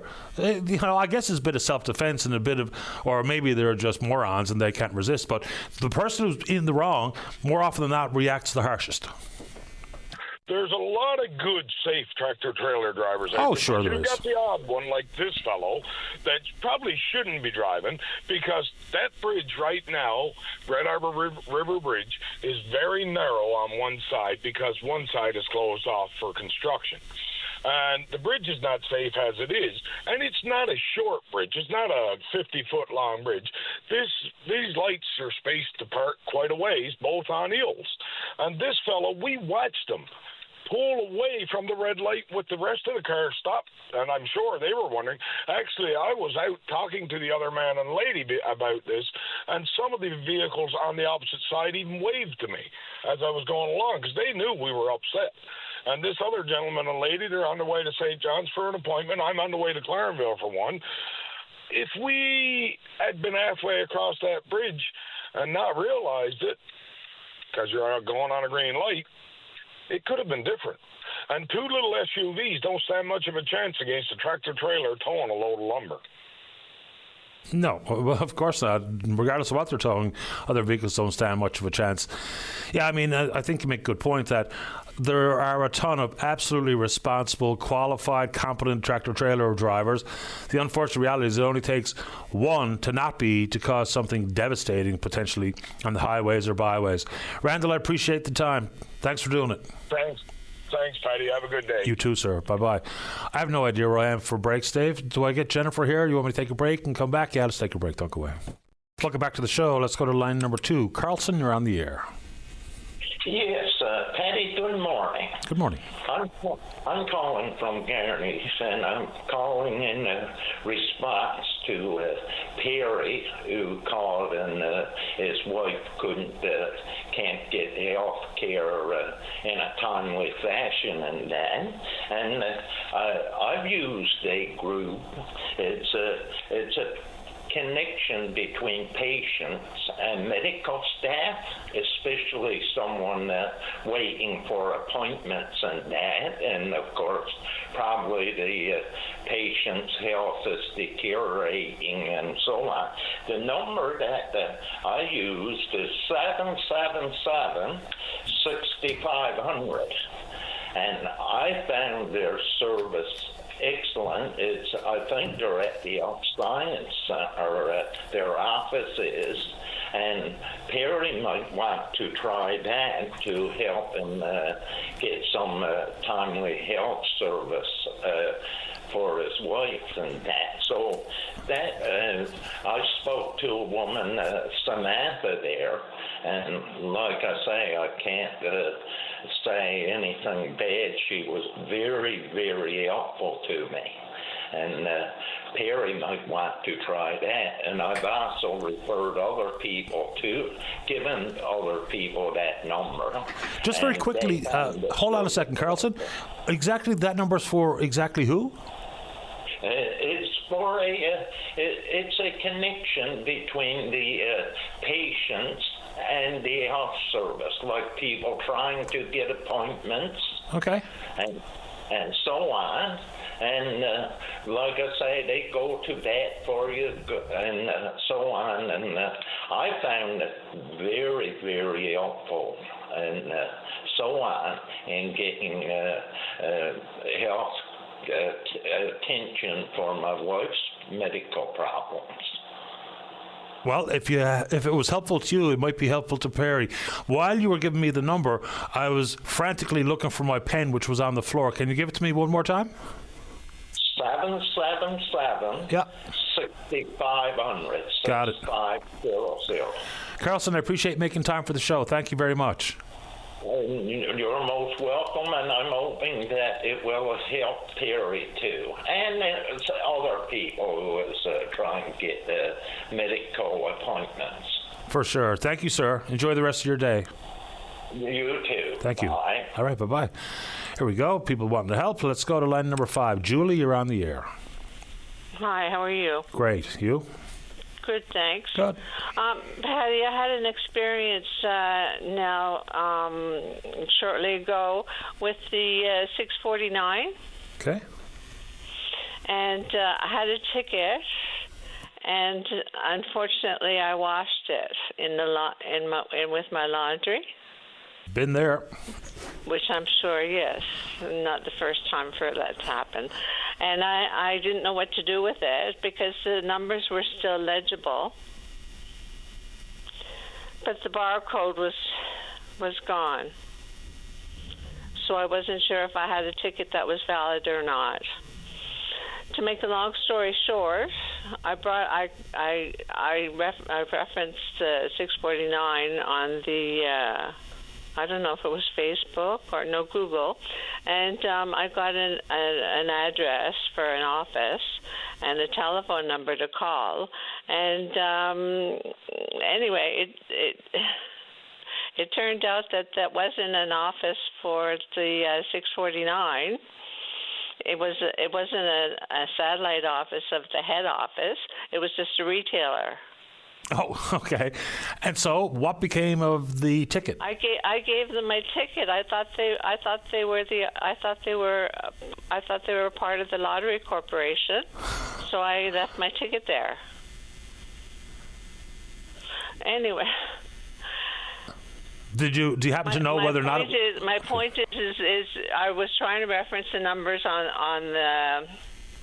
the web, and it's very difficult to find a winning number. On the ALC's website? On ALC? Yeah. On 649. 649 specifically is where I went. Right, but you can just go to the Atlantic Lotto Corporation website and they'll have the winners for all of their various lotteries, Lotto Max and 649 or whatever else it is that they sell. Yes, but you get redirected and you don't... Yeah, I had a very difficult time finding the winning numbers. Okay, so next time, just for your maybe others' purposes, you can, if you just go to alc.ca, one of the top tabs, there's 4 of them. It says Play Online, Our Games, and Winning Numbers. If you click on Winning Numbers, Tuesday, May 27th, there's the Lotto Max numbers. Wednesday, May 28th, there's the Lotto 649 numbers. So I know people that don't bother going back to the retailer and or the smoke shop to check their tickets. They check them online all the time. So that's what I would think maybe you can do next time, just for your own satisfaction, is just very quickly alc.ca, click Winning Numbers, and you're off to the races. ALC 649. Yeah, you don't have to worry. That's where I went. Anyway, Patty, you speak too quickly for me to follow what you're telling me to do. Okay, I'll slow down.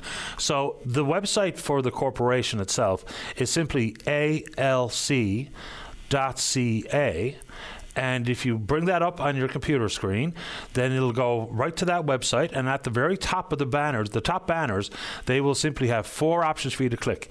You can play online, which some people do. Then you can click on Our Games, which will show you everything from casino and Proline and bingo and scratch win. There's too many, Patty. Excuse me. There's far too many of them, I might say. Well, that could be, but you don't have to click that one. Then you go to the one very next to it, and it just says Winning Numbers. And if you click it, all the winning numbers are right there. And it's pretty easy to find what you're looking for. And that's exactly where Lotto 649 will also record the winning numbers. Yes. Well, unfortunately, Patty, I didn't have a winning ticket. Okay, so the end of the story, you didn't win. Yes. I found out in quick time that I didn't have a winner when I was told on the phone that it would take 4 to 6 weeks. So I found it very curious. Yes, it is curious. Anyway, I want people to be aware that they need to be careful what numbers they're taking from the web and what numbers you can get winning numbers from the telephone, you can get winning numbers from the web, you can get winning numbers on when you bring your ticket to the store to get it checked. I'm just saying be careful about checking your winning ticket. Fair enough. And so I'll spare you the sound effect for a ticket that isn't a winner. Appreciate the time. You're a funny guy. Not really. I appreciate your call, though, all the same, Julie. Okay, thanks a lot. You're welcome. Bye-bye. Bye. It is kind of a sound of complete and utter rejection, though, isn't it? You know, you get a little chime when you even win yourself a free ticket, and then the obnoxious if you didn't. Let's go to line 3. Jennifer, you're on the air. Hi, Patty. Jennifer from the Legion on Black Marsh Road. How you doing? Good. We just wanted to announce that we're having a Father's Day barbecue coming up on June 13th at 7 p.m. We're going to have games and prizes and events to follow. Tickets are $30. Your choice of meal would be steak or chicken. What kind of chicken? The bone-in. Bone-in breast, love it. Yeah, it was good. We had it here last night. It was fabulous. Very good. So when you're doing it, are you like frying the steaks or barbecuing the steaks, or are you roasting the chicken? How are you doing? Barbecued. All barbecue is the only way to go. Barbecued. Yeah, it's the only way to go. Nice and all kinds of, potato salad, egg salad, coleslaw, macaroni salad, baked potatoes, sour cream, rolls, the whole 9 yards. Yep. Celebrate the fathers this year. Look, it's all about the fathers. Also, sorry? I'm going to say it's all about the fathers, like it should be. Yes, there you go. Also, we got a poker tournament starting this Saturday morning, Texas Hold'em. Registration's at 10:30, start time's at 11. $20 entry free, and the grand prize is $500. And there's still some tickets available for that also. How long do those tournaments usually take? A good part of the day, I do believe. So when they start at 11, it could possibly, depending on the numbers of people, could go to 6, 7 o'clock. I haven't got the patience. I do not have the patience. Oh, there's lots of poker. We have it here every Tuesday night also. Now they're taking a break during the summer, but it's a fairly big turnout. Well, good luck with the poker. Good luck with the Father's Day barbecue. Nice menu there for anyone who's interested. $30 gets you all the fixings. Jennifer, anything else before I go to the news? No, my darling, that's it. Thank you. You're welcome. Take care. Have a great day. You too. Bye. Bye. All right, let's take a break for the news. Don't go away. You're listening to a rebroadcast of VOCM Open Line. Have your say by calling 709-273-5211 or 1-888-590-8626 and listen live weekday mornings at 9 a.m. Welcome back to the show. Let's go to line number 4. Say good morning to the past chair of Larrysbrook and Larkhall School Councils. That's Darrell Hines. Good morning, Darrell. You're on the air. Good morning, Paddy. I was heard your preamble this morning, and I was stirred to call, of course, because it's been over a year now since the public meeting in Kenmount Terrace where we were reaffirmed that the new school would be built and open in September 2026, and that was committed by the then Minister of Transportation, John Abbott, was there, and the then Minister of Education, Crystalline Howe, was there, and of course the MHA, Sarah Studley. And they were all unanimous to the 100 parents there that we didn't know what we were talking about, that this was all well in hand and it would be built and open for September 2026. And as I sit here now, we have less than 15, 16 months to go. There's absolutely nothing being done. I do understand there's been a contract award, but now it's with lawyers, and sometimes those things can take on a life of their own. So unless government can come out and we're going to build this school with a contractor in 15 months and get it open for 850 kids. And again, this is a massive footprint, and I'm thinking something around the size of Waterford Valley High, which is a big building. I just don't think it's based in any reality anymore, and it's time for government to come out and be honest and be upfront with people and tell us what is the new timeline, because I just don't think it's going to happen anymore. As we predicted last year, by the way, myself and other parents have been vocal on this for some time, that these timelines, when the Premier announced this back in September 2023, it wasn't possible to do in 3 years. And now we got 15 months, and we can't seem to get any information. Seems to me that it took about 3 years or more to build Waterford Valley High. And when people were told that they'd break ground April of this year on a really ambitious timeline of September 26th, that in all reality is gone. Look, if there's been issues and hurdles of expropriating some piece of property or whatever else was involved, there's no downside for the government to say, well, we were overly ambitious, here's the new update. But then, of course, there's further complications with Larkhall and Larrysbrook. As a result, some of the adjustments they've had to make to accommodate students at Larrysbrook obviously are troubling. When you lose the cafeteria, you use the library and possibility for the gym, things like that. And here we are expecting the largest kindergarten class ever coming into that school. These are complications that are, trickle down or as a result of the Kenmount Terrace delays, whatever they are. No, 100%. Both schools have already been reconfigured, both when I was chair and even more recently. Larkhall now will have about 400 kids in it. An old building built in the 60s was supposed to be closed, a decade or more ago, was cited to close. Larrysbrook Junior High will now have, we're knocking on 600 kids again. They're going to lose cafeteria space, lose the library. Where are young kids supposed to eat with no cafeteria service? It does sound sensible and practical to me.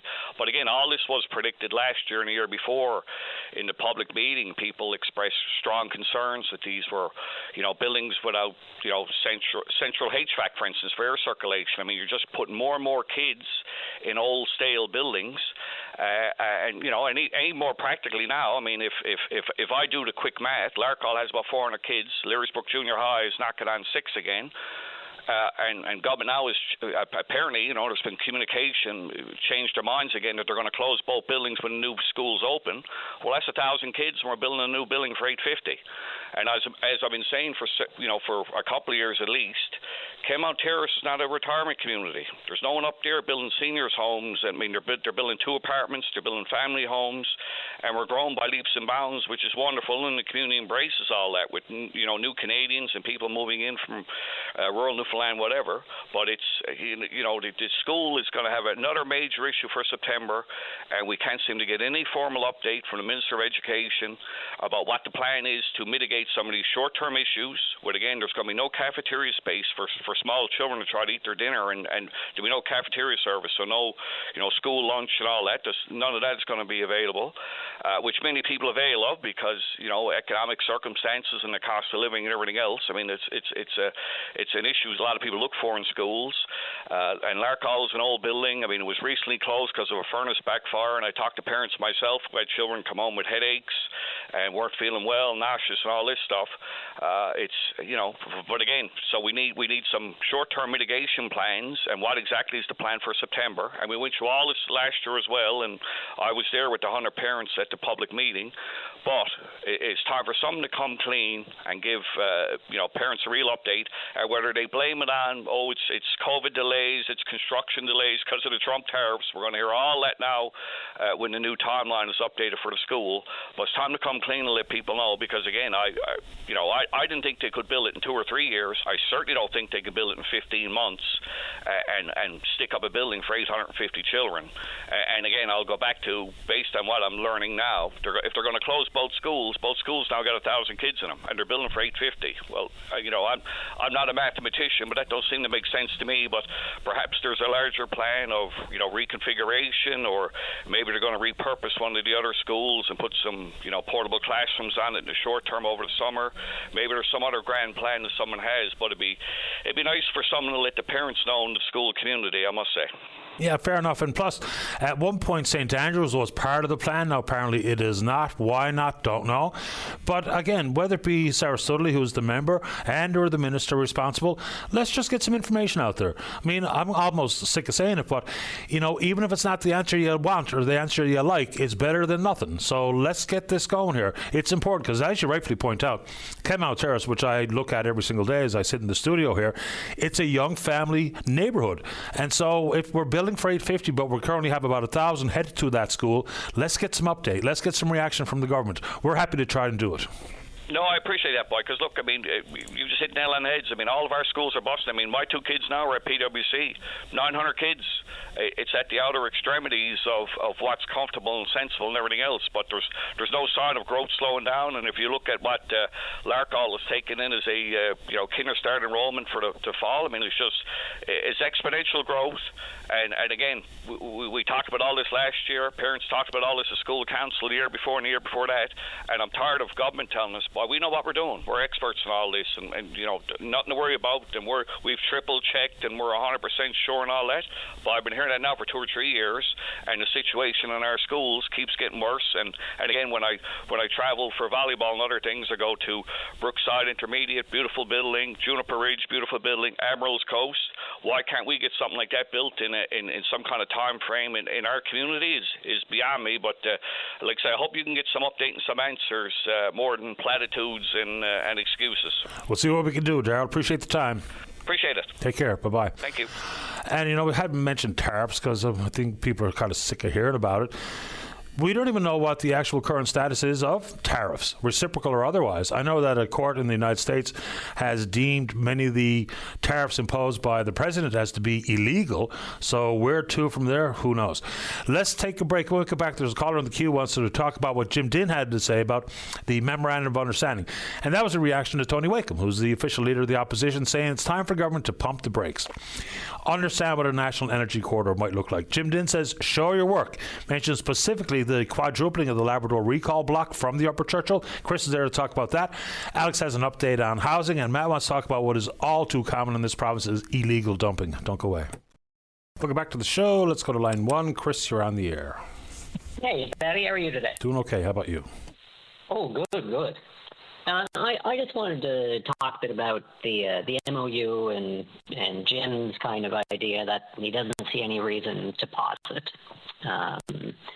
And I guess the sort of big question I have is, who is this good for?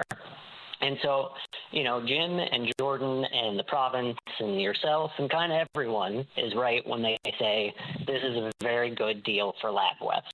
Like there's no two ways about that. And then, I think we need to ask, why is it such a good deal? Well, it's because they get the cheapest power in North America, and they get rate protection on top of that. So they have a guarantee of cheap energy, and they have a bunch of cheap energy provided. And, so that Jordan would like it makes all of the sense in the world. For the rest of the province, I really don't think it fully addresses our energy concerns. And that's kind of the problem I see with this oversight committee, is they're not empowered to look at the scope of the MOU. They are essentially making sure the MOU is carried out as written. And so we'll get more transparency as they ask the question posed in the MOU. But it sort of supposes the answer that this is the best thing for the province's energy future. And I really don't think that's true. And I don't think you need to look very far to see where we don't have enough power and where people want abundant, cheap, clean power tied into the grid. So in Port Hope Simpson, the PUB did a pretty kind of extraordinary thing, and they denied the application to build a new diesel generator station there. And there were a bunch of different reasons for that, and you can read them on the PUB's website. It's, it's a slog, but you can read it. And the main response from residents in the community is they all said, we want clean power from the waterfalls. They didn't want to be on diesel at all.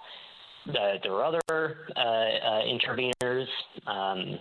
Newfoundland Power was an intervener, and they had a concern about replacing the diesel generators. They thought it was too soon. So, they weren't saying strictly that there should be clean power brought in, but that it was an irresponsible replacement schedule. And that's not very far from the falls. And then you get to the island, and it's kind of even worse. We're expected to go into energy shortfalls starting in 2030. And that's like not unusual for North America. Kind of all of North America's in that position right now. But it does mean we need to ask the big questions about what our next bit of generation will be. And at the moment, the biggest chunk of it that we're supposed to get on the island is from a bunch of wind farms that have not even made final investment decision yet, and will likely inevitably produce electricity that is many, many, many times more expensive than the power that would come from Churchill Falls. And so, I get why Jordan would like it and why Jim is standing up for Jordan. But for ratepayers on the island and even the rest of Labrador, we are left out of this deal. And I think that alone is worth pumping the brakes a little. All right. I'm always at a little bit of a loss when the argument against is that, well, like for instance, on average, because Quebec has a little bit of a different strategy with power rates during different times of the day and what have you, and industrial, commercial, and residential rates, it's on average about 8 cents. We're going to be, when, Muskrat is not fully realized yet on my power bill, but let's just say 14.25 cents. So the question would be, how come I'm still going to pay so much versus what Quebec is going to pay, whether it be wholesale at the Upper Churchill and or what the residential customers pay? The short answer to that is Muskrat. I mean, I don't even know where that question necessarily comes from. Look, I'd like to pay less for energy, but I'm not going to, regardless of what's involved in that MOU, unless some of the monies that flows to the government is used strictly for that purpose, to control, to stabilize my rates. So comparing how much we pay is a little bit of a fool's errand, because that leaves out the biggest elephant in the biggest room, if we're talking energy, is Muskrat Falls. And why would Hydro-Quebec do anything to address our own self-inflicted wound? So, again, unless we use monies that flow to the government for that specific earmarked purpose, that's the only way that our rates are going to be controlled, period. Well, so that's a big part of it, and it's my understanding from what Hydro has said is that they have enough internal revenue to replace the federal subsidy. So they'll be taking however many hundreds of millions a year off their bottom line and putting that towards rate subsidies in order to, hide that cost from the consumer. And so, that's a big part of our system. But the other system cost that we have right now would be Holyrood, which is, I think maybe unfairly a lot of people thought that Muskrat Falls would close Holyrood, and that is a misunderstanding, but a thing that people want. They want that fully clean grid. And, the PUB said that, well, in replacing Holyrood, maybe we should build an SMR. And so we do have this conversation of what the next electron will be, which will be the next cost setter after Muskrat Falls. And so definitely there's no ignoring it, and we need to remember why and how Muskrat Falls went bad, but we will still be building new generation, and then that will become the price setting electron. And it could be the cheapest electron in North America if we bring it down from Churchill Falls, but that's not on the cards right now. The alternative is going to be, tens to hundreds of times more expensive than one of those electrons from Churchill Falls. Fair enough. As of now, I think the submission in front of the PUB for additional capacity on the island is a 150 megawatt generator, combined fuel generator at Holyrood. So, and you mentioned the wind proposals. I mean, we have no earthly idea about just how much electricity would be generated at any of these proposed sites that could indeed be sold back to the grid. We have no idea. I don't even know how that calculation might work, notably because, let's just say hypothetically they get off the ground, which is looking less and less likely as the days go by. We have no idea what their power purchase agreements might look like for markets internationally. So unless you have some idea of that and how many turbines will be installed, to do a bit of reverse engineering to come up with how many megawatts might be available at certain times of the year for our grid, it's impossible to calculate. So that wind complication, you can't even factor that into short-term, medium-term needs for power on the island, because there's just so many unknowns that it just makes it just a total wild goose chase. You can just pluck numbers out of thin air and try to put them into the formula, but that's not very helpful. Well, I'd agree, but regrettably, we are, in our decade of power planning, we have somewhere between 120 and 400 megawatts of wind that the province wants to buy, and that kind of suggests that we need to buy it. And in terms of how well that wind works, well, yeah, we don't know what their ammonia facilities will look like. But we do have a bunch of good public wind data from Nova Scotia until the cyber attack. Actually, that took all the public data down. But we have a couple of years of seeing how well their wind farms work, and they do about a 40% capacity factor. So if it's a gigawatt wind farm, then they would make 400 megawatts on average. But that average is really sharply spread over the year. And in winter, it would be days ranging from 80% to 0% in pretty short order, and then much, much more kind of controlled around the 30 or 40% in the rest of the year. So that I would say is a a good baseline of how well the wind turbines will work. Yeah, but that's not really the same thing either, though, is it, Chris? Because that's wind's purposefully domestic consumption as opposed to onshore wind proposals here for anything but. We're just talking about excess energy that the turbines might create. Their business model is for green hydrogen for export. So the effectiveness and the reliability of wind turbines is a useful tidbit of information, but it's just a crumb inside what is a cookie of information that we need. Just because I got to get to the news soon, I'll give you the last word, Chris. So I'm actually raising money to go to the Energy NL conference. I'm not an industry person. I definitely cannot afford this on my own. No one is paying my way. But if listeners like the things I talk about in raising these issues, I would like to at least further my knowledge and then share that with more people at the Energy NL conference. And you can find that link on my Facebook or on my Twitter, Nuke Found Land, NUKE Found Land. And I appreciate your time. Thanks, Patty. I appreciate yours. Thanks, Chris. There we go. Let's take a break. Alex, you're next. Give us an update on Veterans Affairs and some housing-related concerns, and then lots of show left for you. Don't go away. The Tim Powers Show. Join the conversation weekday afternoons at 4 p.m. on your VOCM. Welcome back to the show. Let's go to line number 2. Alex, you're on the air. Very good morning, Mr. Daly. I hope today finds yourself and all your staff in good health. And the very same to you. Thank you, Alex. Thank you. My pleasure. I wonder, I had a brief conversation.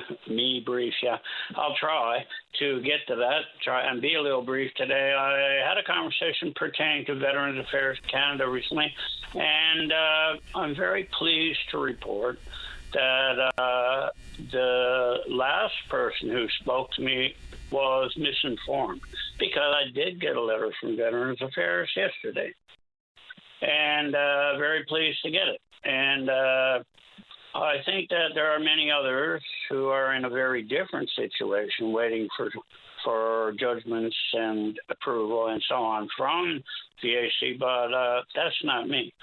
And it turns out the only issue on hand was a concern that my serious hearing loss may have been caused by the military. But like I told him, when I left the military, I was literally a picture of health. So I just figured, no, you got the wrong guy. I don't qualify for assistance with that because I left there in perfect health. So I'm happy to say that I read their letter, and their judgment is perfectly example of complete agreement. So I agree with them entirely, and I'm very pleased they did respond recently, and I'm very happy with their judgment. Okay, so the outcome was what? The outcome, they did send me a letter, which I got yesterday, and pertaining to their judgment as to I think it was all about hearing loss, but I really knew to myself, I thought, no, my hearing loss isn't caused by the military. You know, you play in a rock band in Newfoundland for 30 years, that'll take care of your hearing, brother. Yeah, absolutely. Yeah, that'll do it. And, and I was a logger for 15 years, running the chainsaw, screaming in your ear. That'll take care of you. So, no, the military, I thought, no, I don't think you guys owe me any money, and they don't. So myself and VAC, I think we're in agreement, and I'm quite comfortable with their judgment, and worked out fine for me. Okay. Happy to say. Fair enough. And the other thing, Eastern Health now, there was an incident for 4.5 months straight, 5 or 6 times, Eastern Health told me on the phone, seeking to get a COVID shot and a flu shot for the fiance there sitting beside me. And, yes, we got no problem getting her a flu shot, but we can't get you a COVID shot. Well, they finally did a couple of weeks ago, showed up with the COVID shot, which I'm grateful for. However, they refused to give her the flu shot after all these times, 4.5 months straight, saying, we'll bring her a flu shot too. Well, they refused to do so. And no, she didn't get one since, so I guess that's the end of that. But I'm not real happy with that, because I see no reason for it. Called a whole bunch of pharmacies that we can't reach. They all said, we got flu shots and they're free. Just drop in. So I don't understand why Eastern Health couldn't approve of the flu shot with the COVID shot. I don't know. I don't get it. But anyway, that was the end result of that, too. I have no earthly idea, because I know full well that with other rare exemptions, both shots can be administered at the same visit. So have they... I always get them that way, yep. Yeah. So has anyone actually told you why they're only able to offer one, not the other? Nope. And I thought maybe having put that out there, maybe they'd give her a call this week or drop in and say, never mind, honey, we got a flu shot for you. But no, that's just didn't happen. So I guess it's left me a little mystified. That's all I can do. I don't know. That's the end of that. Outside of that, if I may throw out also my grave concerns about conversations that I've had the pleasure of listening to on Open Line lately, pertaining to, for example, the situation with residents, trying to find a fit and affordable place to live here in the province. Because at the end of June, I'm looking at buying a whole pile of camping gear and going out in the woods, because I can't find it that I can afford. And this house that we've been renting, well, that's sold a while back. So now I got to the end of June, we're going to be out in the street. So I'm not really terribly impressed with that. But hey, it is the situation for many of us. I'm sure it's not just me. So I thought I should mention that as well. But so far, I just can't find anything I can afford that's fit. And that's the trick, isn't it? Yeah. I mean, the affordability is one thing, but that's just a dollar number, is whether or not the place that you can find that is inside your wheelhouse is actually fit to live in. That's the actual trick here. Right. And, and I think it becomes more difficult when you get old. So, the fiance here, she's in her 60s with poor health problems, serious health problems, which really made me concerned about the flu shot, which she got respiratory disease and inhalers and puffers and all this racket, and I would have figured that would be the kind of person they'd be eager to give a flu shot to. But so it's also not really the right kind of person to be living out in the woods. Doesn't sound like it. Right, like me, I had no problem with the Army, so me living out in the woods doesn't bother me a bit. But I see her eyebrows going up there. That's not going over well with the girlfriend here. No, I see look on her face. So yeah, it's not something for everybody to tolerate for a summer. And even though you might enjoy camping, but you don't want to be forced there. No, obviously not. And before you hang up and get yourself in trouble, the girlfriend is the fiance. She's the fiance, Alex. Yes. And how old? She's 61. Very good. I appreciate your time this morning, Alex. Anything else you'd like to say? Yes, if I may. I hope I don't get in trouble, but I don't want to seem rather partisan, but I happen to be listening recently to a very interesting conversation you had with Mr. Tony Wakeham, who I don't know. And I thought that conversation was very interesting, as well as today we had the pleasure of a conversation with Mr. Pettin on several issues that were of great concern to us both here, and I'm sure many others. And I thought I'd just try to sneak it in on the way out. But we are, myself and the family and my friends, all my friends that I know, are in complete agreement with their point of view. So job well done, gentlemen. Keep up the good work. I better run. I appreciate your time. Take care, Alex. Have a great day. You too, sir. Bye-bye.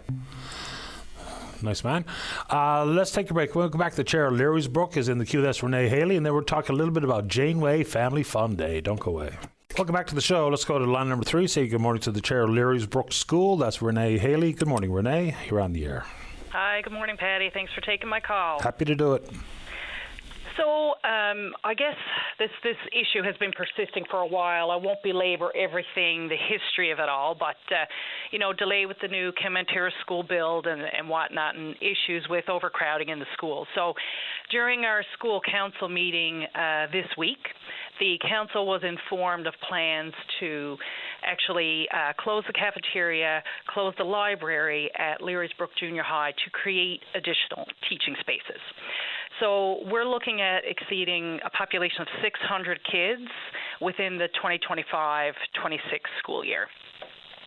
I don't know, to what end are we working towards, I guess, is our frustration as a parent community and a school council. Our children are already, I guess their school experience is already taking place inside a very overcrowded building. It's an older building. And especially our younger kids, the grade 5 and 6 kids, who are not allowed to leave the school during their lunch break. Now they're going to be expected to sit in a cramped classroom for the entire day, lunch and everything, without any kind of reprieve for them. I think it's very unfair. I think it's even bordering on the complete disregard of their school experience and their academic well-being. I mean, I think we can all agree overcrowding leads to decreased comfort, decreased academic performance, decreased attendance. Absolutely. We hear all about, the Department of Education wanting to improve academic outcomes. But to my mind, they're not applying those rules or those outcomes to this particular school community.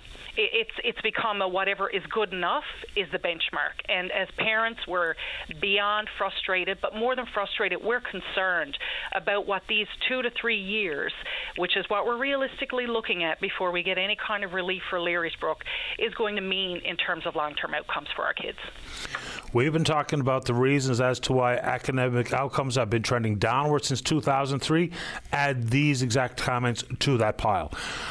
You mentioned the numbers of students at Learysbrook now. What would be what I'll call a comfortable capacity? Because the fire marshal can give me a number, but that doesn't mean it's, a good learning environment. So what would be a comfortable capacity in the school? I truly can't get that number myself, because the only thing that comes back to us from the Department of Education is educational capacity. So to that end, you could fill the halls with desks. There will be seats for people, and that's what I feel educational capacity is translated to. I have asked in the past for the square footage per student within the school compared to other similar-sized schools. Not because it means anything in terms of teaching units, but personal comfort, student comfort. Like, can somebody tell me how much room these children have within this building compared to other schools? I can't get it. Yeah, it'd be a helpful number to understand, because that, I guess, would give even more heft to the conversation here, because it is a tricky number to come up with, because not every school is created equal either when we talk about things like libraries, gymnasiums, cafeterias. So it's probably a moving target, but there must be some way to come up with a roundabout, fairly accurate number. Yeah, I mean, they've already taken over storage rooms as teaching spaces. Yeah. There's no laboratory anymore. That's been taken over as a teaching space. There's no tech room. We have 2 classes at a time going into the gym, so upwards of 50 students at a time in the gym during teaching units in phys ed. There's no way that you're getting the same level of instruction or outcome compared to a facility that has, less students in that same type of environment. And we're not asking for a brand new school to be erected to replace Learysbrook tomorrow. We're realistic in the fact that this is an older building, and we have to try to make it work. But we're floored at the way of thinking that seems to have come around now as to this is just good enough. And 2 to 3 years might be a short political timeline. 2 to 3 years can have a huge impact on a child from the ages of 9 to 13. Yeah. And I don't know where we go from here. Like, I had a conversation with Darrell Hines a little bit earlier in the show about this. The government, I think, owes it to everybody, specifically the parents at Larkhall, Learysbrook, and the folks in Kenmount Terrace, and whether or not it includes St Andrews and the impact on PwC. Just give us the most recent updated thoughts here. Whether it be about moving from September 26th, which I can't imagine can be a target that we actually hit. We knew that wasn't going to happen a year ago. Yeah, absolutely. So, but at least tell us what's going on here. And, we're building a school for $850 with a school community that's already around 1,000. So, like Darrell Hines said, I'm not a mathematician, but that doesn't add up. For sure. And up until the recent press release, we had been told that Learysbrook Junior High would not be closing. It had lots of life left, quote unquote. So how decisions are being made, who's making them, why they're not being transparent with the community, I have no idea. But I would, as chair of the school council, I would like to extend a challenge to, Minister Davis, Minister Studley, officials at the NL schools, to come do a walkthrough with the parents and teachers on the school council. Look us in the eye and explain to us how this environment is conducive to teaching and learning. And I want you to tell me it's a good environment, not it's just good enough. And just good enough is not necessarily applicable in real terms to the schools. I mean, we have understood the problems. And you mentioned attendance. Guarantee you, chronic absenteeism is fueled by things like that as well. It's not just about violence, which is part of it, and it's not just about class size or composition. It's about all of the aforementioned. And just one more time for people who think that that's not really a big concern. If you're chronically absent in grade 6, 75% of those children never graduate high school. That's all anyone needs to know. And the other thing that I want for people to consider is that this is a very complex school system. There's, lots of challenges related to, English language skills. It encompasses a lower socioeconomic status. So there are challenges presented by those factors as well that may not come to the forefront when people are thinking about how a school is designed and the number of kids within it. Lots of these kids have very different needs. Absolutely right, which is, I think, a larger conversation regarding our inclusive model of education. Renee, I appreciate the time, the concerns. As I said to Darrell, we're going to invite the minister responsible or Sarah Studley to talk about exactly what's going on with this proposed school. Because remember, when they first announced it, we had no idea for how many students. We didn't even know what grades they were going to build it for. So we're not much further along. Yeah, that's still changing. We just heard in the latest press release that Learysbrook is supposed to be now a part of this new school population, whereas prior to it was not. But again, I just want people to consider that the 5 and 6 is losing the cafeteria. Somebody may say, well, lots of schools don't have a cafeteria. Well, do other schools have a lobby area for children to get up and move about? Learysbrook does not. Do they have an outside space that they can avail of during the lunch period? Learysbrook does not. So we can't compare apples to oranges. Exactly right. I appreciate your time, Renee. Thank you. Thank you. You're welcome. Bye-bye. That's where this morning goes to line number 1. Good morning, Pam. You're on the air. Thanks so much, Patty, for getting us in. I know the OCM always supports.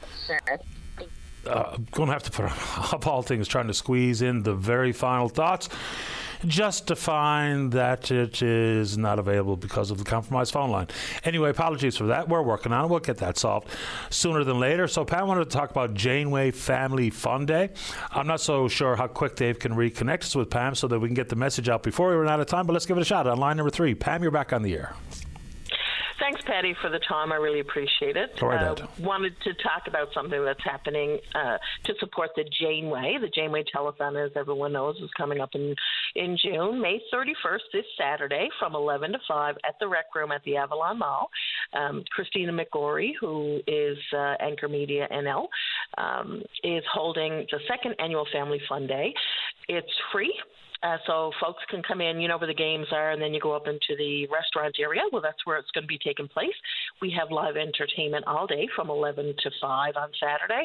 St. Pat's dancers, Studley family, Jeremy Dix, Damien Follett, Darcy Scott, Dream Parties NL will be there. So Princesses will be there.